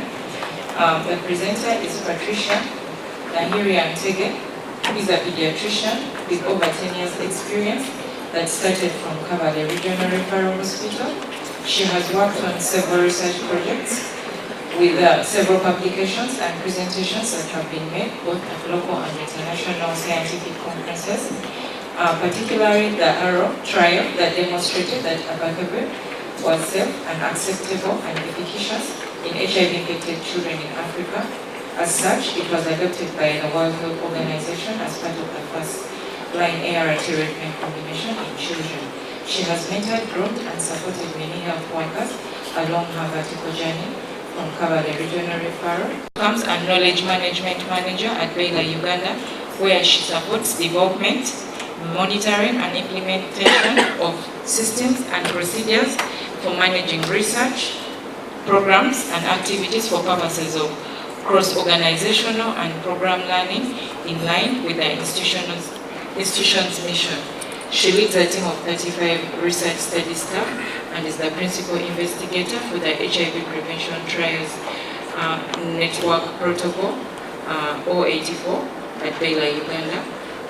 Allow me to invite Patricia. Thank you. Thank you very much. We'd like to thank the organizers for inviting Bella Uganda to make this presentation, and to thank the previous speakers who have clearly elucidated on informed consent, particularly in the area of genomics. My task this afternoon is to talk about the responsibility of local investigators and institutions in promoting collaborative research. So this is in line with informed consent, but it's quite broad, and we shall see how it comes together. So as introduced, I'm the research manager and principal investigator at Bella Uganda, a pediatrician for over 10 years, and collaboration with those institutions, and we are currently conducting NIH, CDC and MRC studies, leading a team of 35 research staff, and also an investigator on that trial. So Bella Uganda, who is Bella Uganda? I'm representing Bella Uganda, one as a collaborator and a local collaborator at that. And Bella Uganda has also participated in international collaborations. But the uniqueness about Bella Uganda is that it's primarily a clinic from which we have drawn many of our research participants, and to date we have up to 3,000 participants that have come from that clinic. That is largely pediatric and adolescent. So everything is done to fulfill the vision and mission of the institution. So that is the local institution we have. So right now our vision is to have a healthy and fulfilled life for every HIV infected and affected child and their families in Africa. And also to provide high quality family-centered pediatric and adolescent health care, education and clinical research worldwide. So this allows us to collaborate locally and internationally. So this is a presentation outline. We have the introduction, the Bella Uganda experience, local investigator responsibility, and the conclusion. So in the introduction, we know that for you to have a successful research collaboration, you need teamwork, mutual respect, equal partnerships, and strategic alliances. And those have been our collaborators.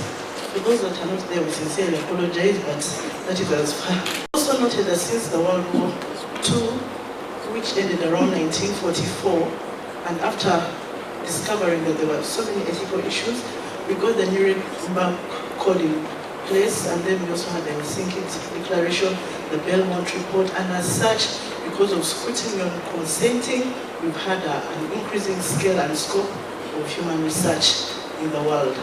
But it is very clear that the amount of human research is still minimal on the African continent. There are increasing calls for more efficient and collaborative research as well in order to have a good collaboration. So what have they done for us? They have played a significant role in addressing global health disparities. A good example is the mother-to-child transmission, where the Western world has literally eliminated HIV transmission. But from the lessons learned, there was a need to do the same for Africa. And just like this morning, Dr. Philippa got an award for ensuring that this process started. So that's what the global collaboration did for us. So what else has it done? Like it has been clearly highlighted in the previous presentations. You had Nuremberg, Helsinki, Belmont, there are quite a number of things described. But for us in the Southern collaboration, it has helped operationalize international guidelines that might be difficult to understand, such as making sure you have a valid consent, that your consenting process clearly states the standards of care, the acceptable levels of risk and benefit sharing.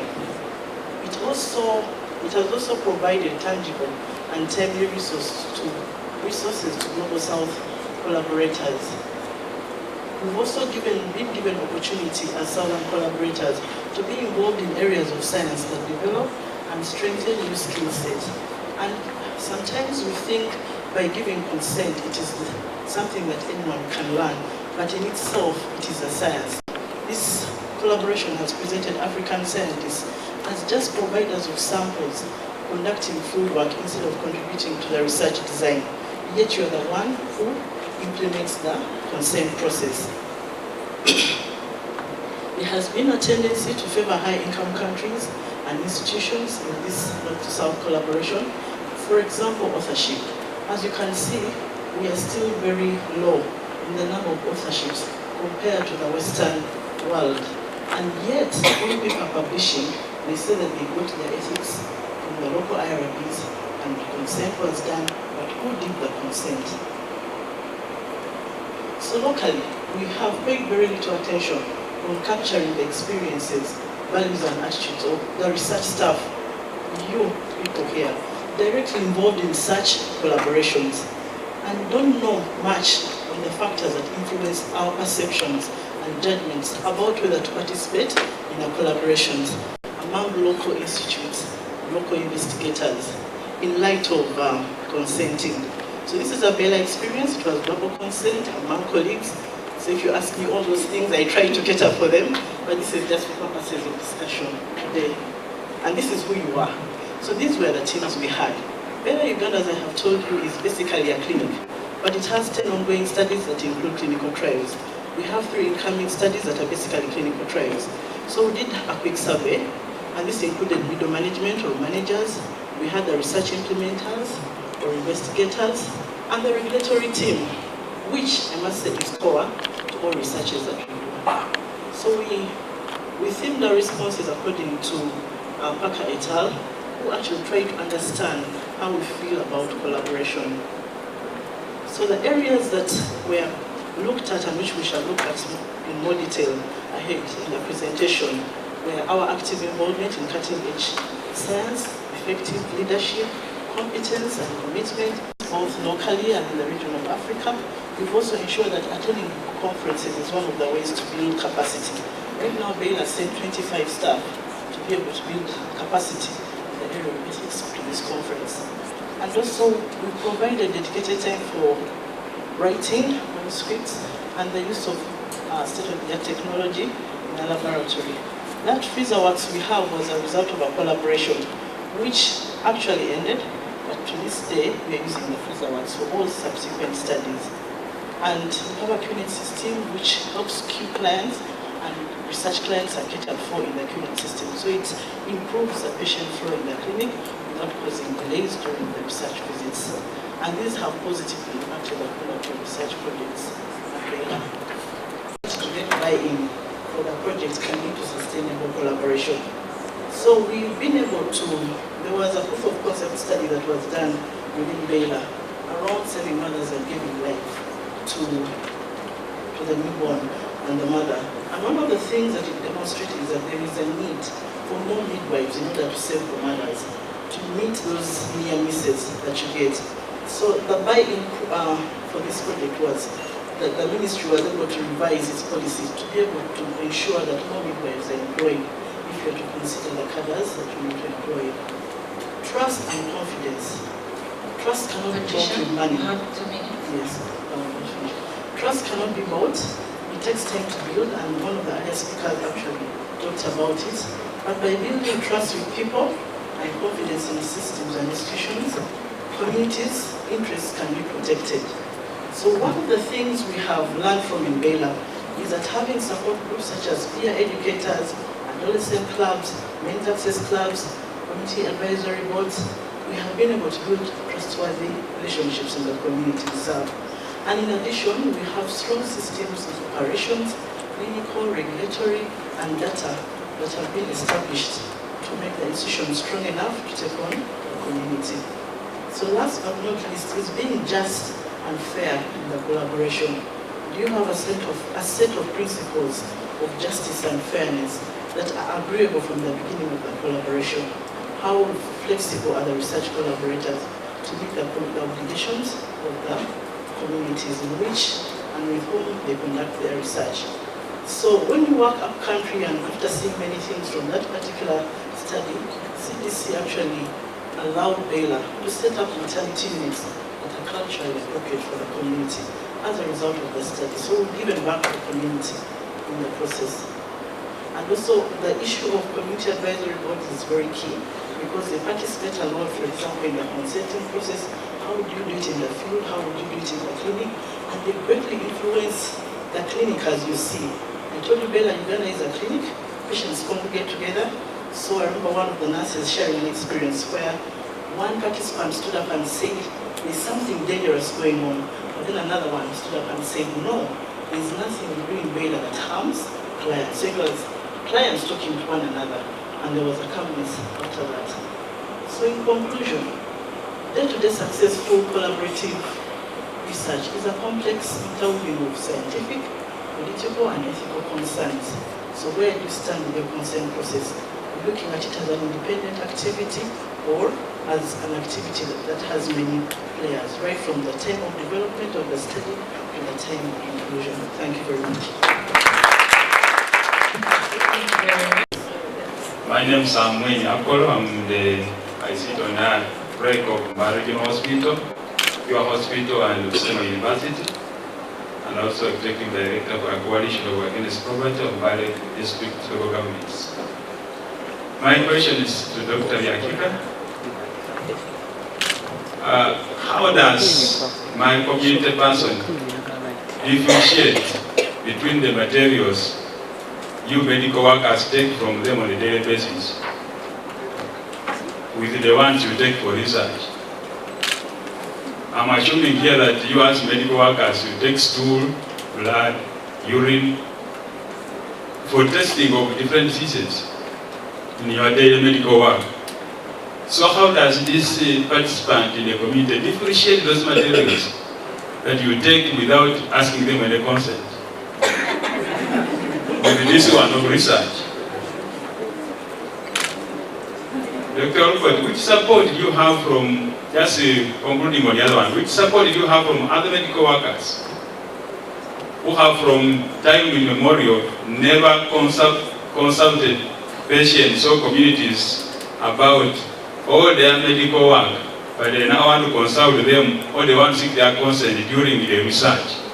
And you are the same doctor who does not even talk to the patient and ask, should I treat you with quinine or antimethac? And now, and I've grown up knowing for us as patients, we don't discuss with doctors, so we don't consent, in short. So how do you turn around the same doctor and you are not being so good that you are now asking their consent? No wonder they just say yes, even if they don't mean it. Lisa from Rag Hospital. Mine is directed to Dr. Olport. Many times we give compensation to these study participants. I don't know whether you analyzed compensation as a factor that can affect compensation process. I mean the consent process. Okay, we have. Thank you. My name is Rogers. I come from Beira, Uganda. My concern is not a question per se, but I know Dr. Biachika presented about consenting process for future studies. Is it possible for us to push the requirement to National Council that if participants have consented to a different study and I want to come and use this data now, I don't need to have a second consent because it may not be feasible. Can we have a clause within the guidelines that let the REC, for example, provide consent on behalf of the participants? Is that practical? Can we have it in the guidelines? Because it will save us a lot of going back and looking for the participants. Thank you. Thank you very much. I'm Helen Christina Mongin from Gulu University. My concerns are for Professor Joroba. When I was going through drafting my consent form, I was very, very strictly told about confidentiality and anonymity. But in the presentation, I don't know whether it was just for presentation's sake, we could see, at least I could see, photographs with people that I could maybe make out. So I don't know where the anonymity now comes in. And not using names and that kind of thing. I would need a little more education on that. I also wanted to know more about emergencies. He talked about when there is an emergency on the side of children. Maybe then something can be done and then consent can be sought thereafter. And I am thinking even for adults, there could be a situation where there is actually an emergency, there is no significant adult around, what would he do in such a situation, or what would the medical fraternity do in such a situation? I would like to find out from Dr. Lupot what are the complexities and opportunities of the involvement of persons with disability in research generally, but also as you get in contact with them.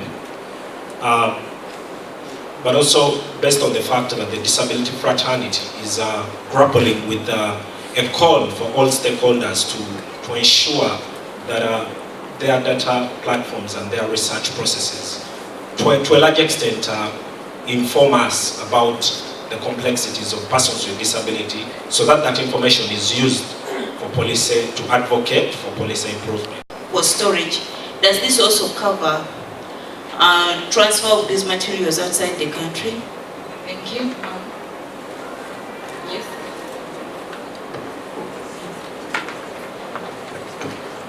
Thank you. I'm Christine from Global Health Collaborative Barra. I'd like to know, once you're consenting a participant, this time who is a lady, and she insists that my husband has to be around. He has to know what I'm going to do, what I'm going to be doing in this study. And she's consented when the husband is listening. And at the end of the consenting, the husband actually says she has to participate, when the wife has not actually accepted, but the husband says she has to participate. And at the end of the day, the wife is like, okay, I will participate. How do we call that? Is it voluntary participation or it is influence? Thank you. From Uganda Matters University. Considering that the idea of informed consent is based on the principle of autonomy, and that by autonomy we mean that one should be able to think independently with information, and that some of you have said that in some cases it's impossible to make respondents or participants understand certain things. Should we still call that informed consent? Thank you. Anyone can answer that. Thank you. Let me take the last question.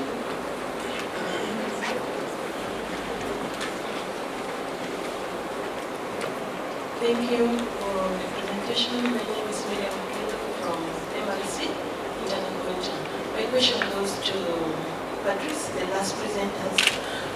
He has said he has trained all the staff on DCLP and protection of human participants. So in case the staff enroll the participant, half of the participant with expired informed consent form, what do you do? If it is a violation, what do you do? And if it's a deviation, what do you do? We want to know. Then another one is the consent. There we have two consent which we have not talked about. I've not heard about the assent part of it. For example, if the participant is 8 years old, 11 years old, and is supposed to participate in a study, but unfortunately he cannot write and is cannot able to read and is not able to write. What do you do in such a scenario? Either what were the cadres of these researchers? Were they principal investigators? Were they research assistants? I want to know exactly who are the study participants that were involved. Then the other question goes to Professor Jorova. We know that the issue of genetics research, like you say, it involves communities and even families. So does that mean that we have to get either family consent or community consent when it comes to genetic studies? Then to Professor Pauling, I know from the guidelines we have said that we have a right to withdraw samples. Is that practical? If actually even in my sample and I reach a particular point in time and I want my sample to be withdrawn, is it possible for me as a participant to actually have this sample withdrawn?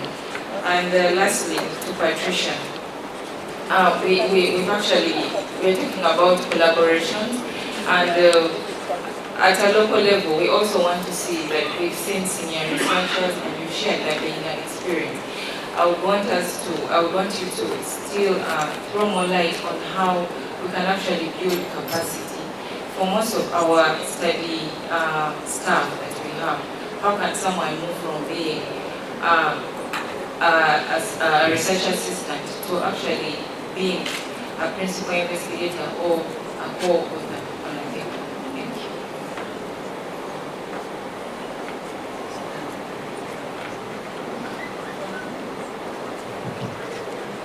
Right. Thank you very much, participants, for these very good questions. I'll take the first shot, and in case there are any gaps, my colleagues will be able to address any deficiencies. Pastor Polo is actually the community representative of the IRB from Biology Referral Hospital, sponsored my being here. And you can imagine how strict he is. And actually, my studies don't go through that committee very easily because he represents the community very well. I salute you. The issue about support from other medical fraternity, there are two things that we're talking about. One, in medical care, there is what is called implied consent. When a patient just walks into your clinic, it is implied that the patient has consented to the procedure which the doctor or a clinician is going to do. However, even within that setting, that clinician or doctor should still be able to explain the processes. For instance, if you want to do a general examination for them, you should be able to explain and say, this is what I'm going to do. If you want to do a lumbar puncture, that's removal of a fluid from the cerebrospinal area, you should be able to tell them even the extent of risk. Occasionally, this is not done, and many clinicians say, quote unquote, they are busy to do that, but it must be done. If that's a standard, it must be done, except people don't do that. The other one, of course, the one I explained, you're very happy with that. Then, number two, compensation versus consent, yes, but we've got guidelines. Remember in my presentation, there was a section that I said, I also examine national and local guidelines for informed consent. So you cannot now make an informed consent and say, I am going to fund you transport 50,000 and then compensation for your day's work 100,000 and so on. That will be coercion actually because you are influencing the decision of that client. So UNCST has given the basic guidelines that we follow in making consents. Helen, I think this question was addressed to me, I don't know, where you say, the presenter talked about children, what about in adults? I think it's my question, sorry if I've taken it from another person. It is true, there was one study called CRASH. It was looking at accident crash victims who are unconscious. Those that the police pick from the road. And there was a very important study that was required in such a group. So under that circumstance, the head of the institution, for instance, head of casualty liaison with the director of the hospital, would consent for such a patient to do the study. But indeed, like you've seen it beneficial in children, a two-stage consent will enable us to do more interventions or more studies on interventions in emergencies. Eugene, complexity and opportunities for consent of people with disabilities, yes. There are definitely difficulties. For instance, if you are doing a study and people with disabilities cannot reach that clinic, so there will be a group that will be left out. So that will be a difficult thing, that the outcome of that or the output of that research may not be generalizable to people with disabilities. However, there are also specific studies that target people with disabilities and they take a lion's share. So that is the other part of the opportunity, but in terms of involving people with disability in research, it should be an equal opportunity across the road without intention to exploit them. And in terms of involving them in research, it should be seen to directly benefit them. Those are some of the guidelines that are there on informed consent. The researcher says that this is more of a legal study participant. Then she says all of a sudden, look, wait, let my husband come. And when the husband comes, the husband now says, you participate in the study, yet the lady doesn't want to participate in the study. There are two things that we are talking about here. One, the lady in that context is not behaving as though she's not of age to consent. But she just wants safety so that in case you keep calling her, the husband is aware that she's participating in the study. I've done a lot of studies in antenatal, and that's actually the answer I get. But the lady who denies or who refuses to participate in a study should be given her right. The other one was from Akelo, expired ICFs. I don't know whether this was addressed to me, but she said anyone can address it. Is this a violation? Yes. No researcher should use expired informed consent forms. Expired means that there is a stamp on it from the IRB that says use this informed consent from June 1st to May 30th. Then now you are here on the 11th and you are using the same thing. Occasionally, because the researchers are so busy, they don't look at that. They first of all administer that consent, and then later they realize, oh, it's expired, and the monitor is coming very soon. When it does happen, it's a violation.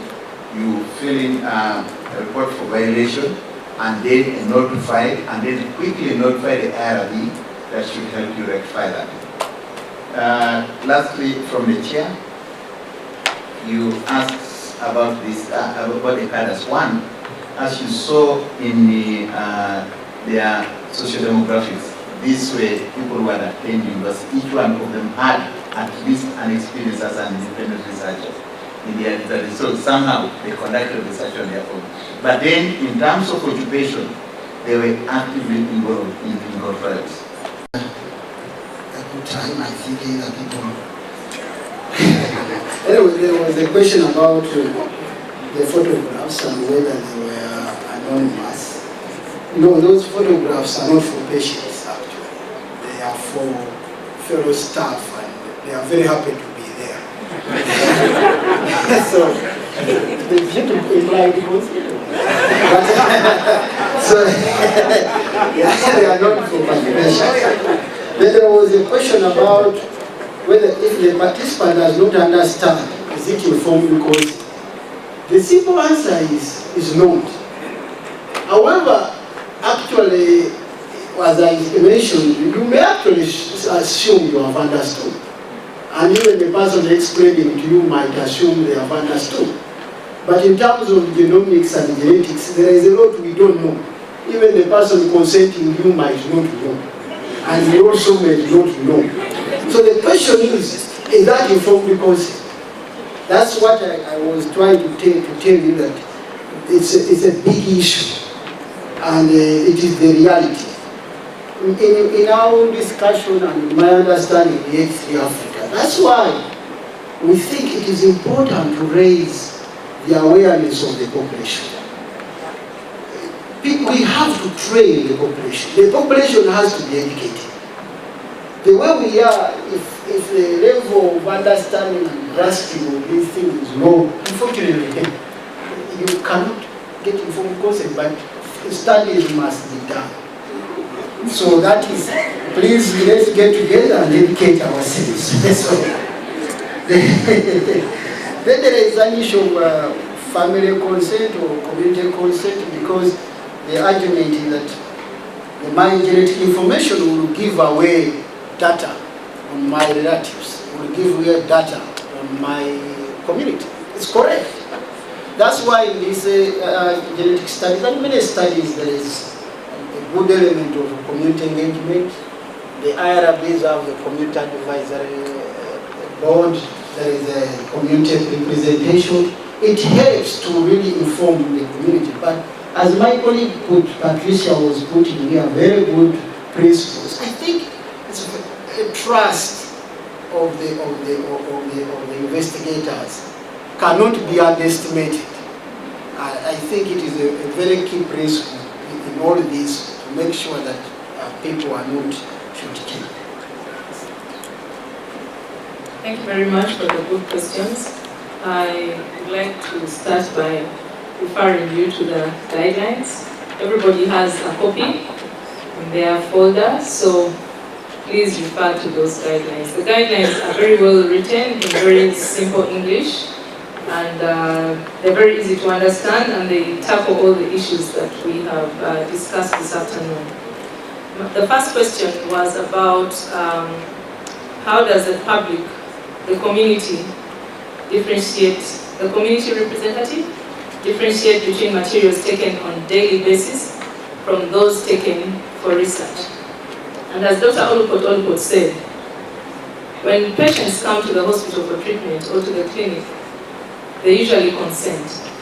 In the hospital, we know that the first sheet in a patient's file, the yellow sheet, for those of you who work in public hospitals, in Mulago Hospital, we have the yellow sheet. The first sheet in the file, it has a section where you're supposed to speak to the patient and ask them to consent to you giving them treatment.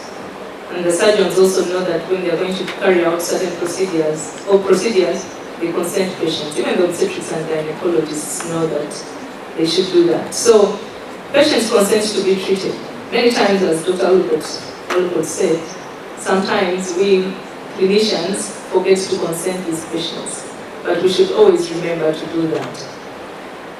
Regarding differentiating the materials taken, so consent for clinical treatment, is different for consent for research, and we should all know that. Even we, the clinicians, need to separate consent for research from consent for treatment. Likewise, we need to separate materials drawn from patients for investigations for treatment from materials drawn from patients as research participants. Those two are very different. The consent taken is very different.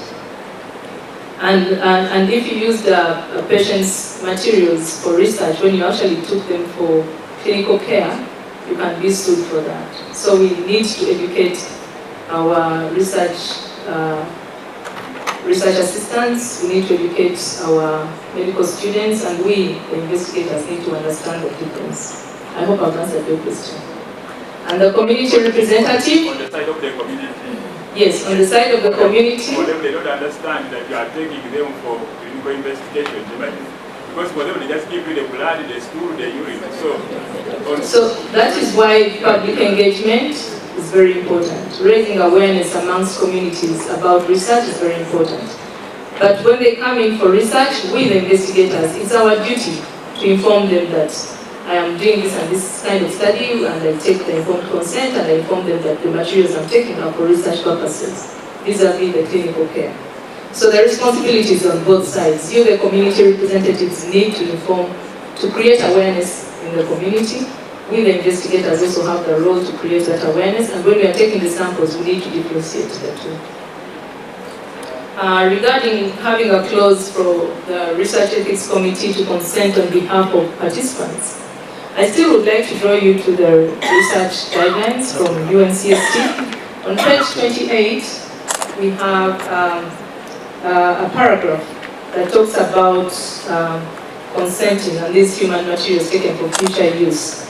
So when you talk about consenting on behalf of the participants, the Research Ethics Committee is given the mandate to review the protocol for use of these stored samples.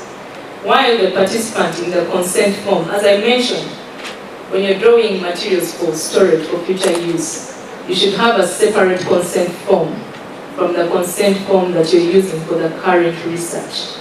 Say, for example, if I'm treating patients, I'm enrolling patients in a study to compare quinine to artesunate for treatment of severe malaria, I'm drawing samples for the current study, treatment of quinine or artesunate, using quinine or artesunate for severe malaria. But then in addition, I want to draw samples to store, just in case I have some other research questions in the future. So I should have two consent forms. One consent form for the current study that I'm doing, and one consent form for the samples that I'm going to take for storage. And the Research Ethics Committee, once I want to use the samples in the future, I should be able to present the protocol for the study, the analysis that I'm going to do for the stored samples to the Research Ethics Committee for approval. And then the Research Ethics Committee will decide whether I need to go back and reconsent these participants, or the initial consent that I took on the informed consent form for storage of these samples and use for the future is adequate, or if I need to anonymize the data so that I can use it without actually knowing which sample belongs to which participant. And all this information is outlined in this book. The other question was about whether it is ethically acceptable to store samples indefinitely, and whether research participants consent to transferring their materials out of the country. So during my presentation, I mentioned that I haven't seen informed consent form for storage of these human samples for future use, indicating that they're going to be exported out of the country. And I throw that back to UNCST. But regarding storage, if you look at the guidelines, on page 29, there is section F under human materials, which talks about the period of use of these materials. And it says that a date for termination of use of the material may be set right from the beginning to avoid indefinite use of the material by the recipient organization. And this date may be extended upon mutual consent of the parties. And at the termination date, the provider organization may ask for return of the materials or its destruction. So all these things are well written out here. And as I summarized, I said that we have very good guidelines.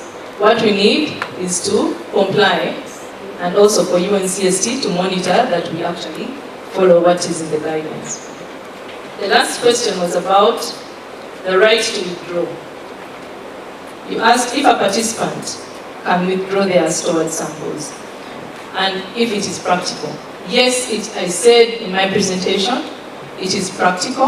The participant has the right to withdraw their samples. But I said that it's practical if these samples are linked to the identification. If they're anonymized samples, it's not practical, because if I've stored 1,000 samples and they're all anonymized, and you, one single participant, comes to say, I want to withdraw my sample, that's not practical.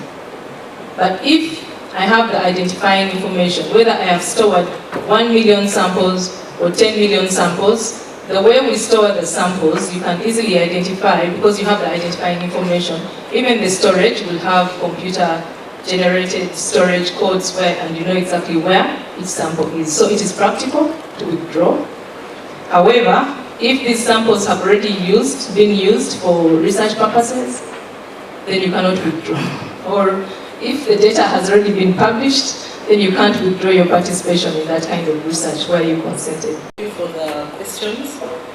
The first one was answered about the expiry consent, about the expired informed consent forms and the processes involved in reporting an expiry, but always take note of the approval dates. That's what guides you on the expiry.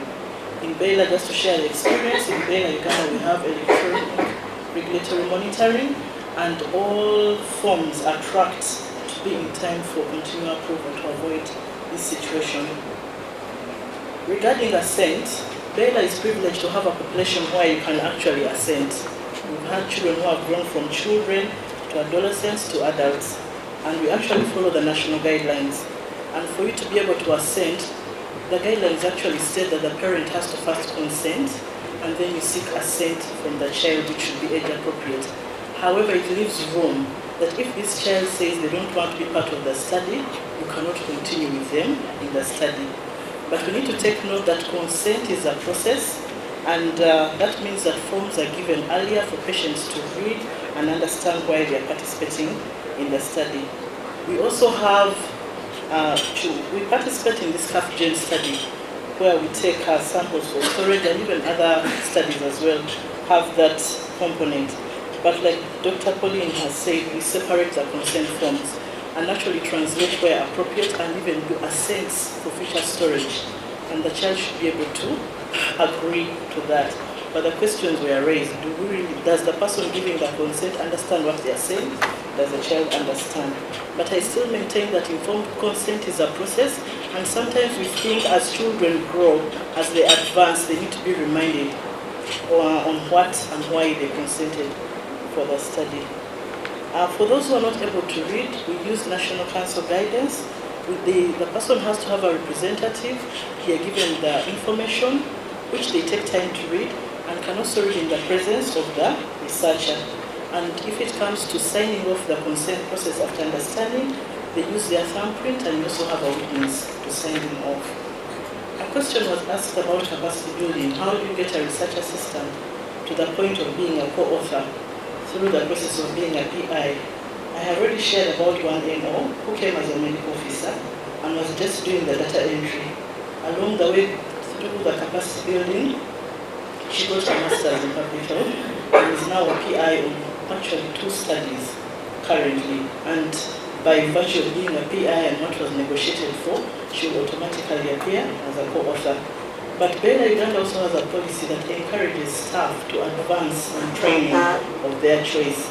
And where it is appropriate and where you fit, you can be given additional roles. And consequently, you are able to be a PI or a co-PI. So thank you so much. I think we've come to the end of this session. And I think join me to thank the presenters. And also join us to thank you, the participants, with your constructive responses. We hand over the chair to Secretariat in case of anything.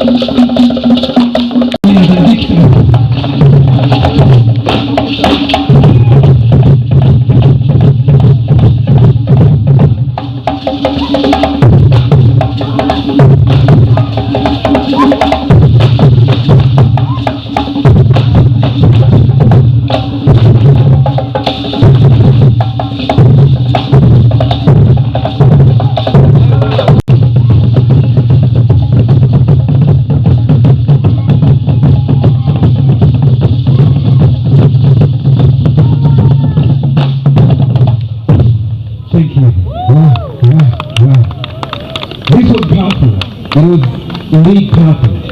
And when we did this, they really accept the country. We are going to do for you some good and beautiful music, and then after we shall do for you some dances as we wish.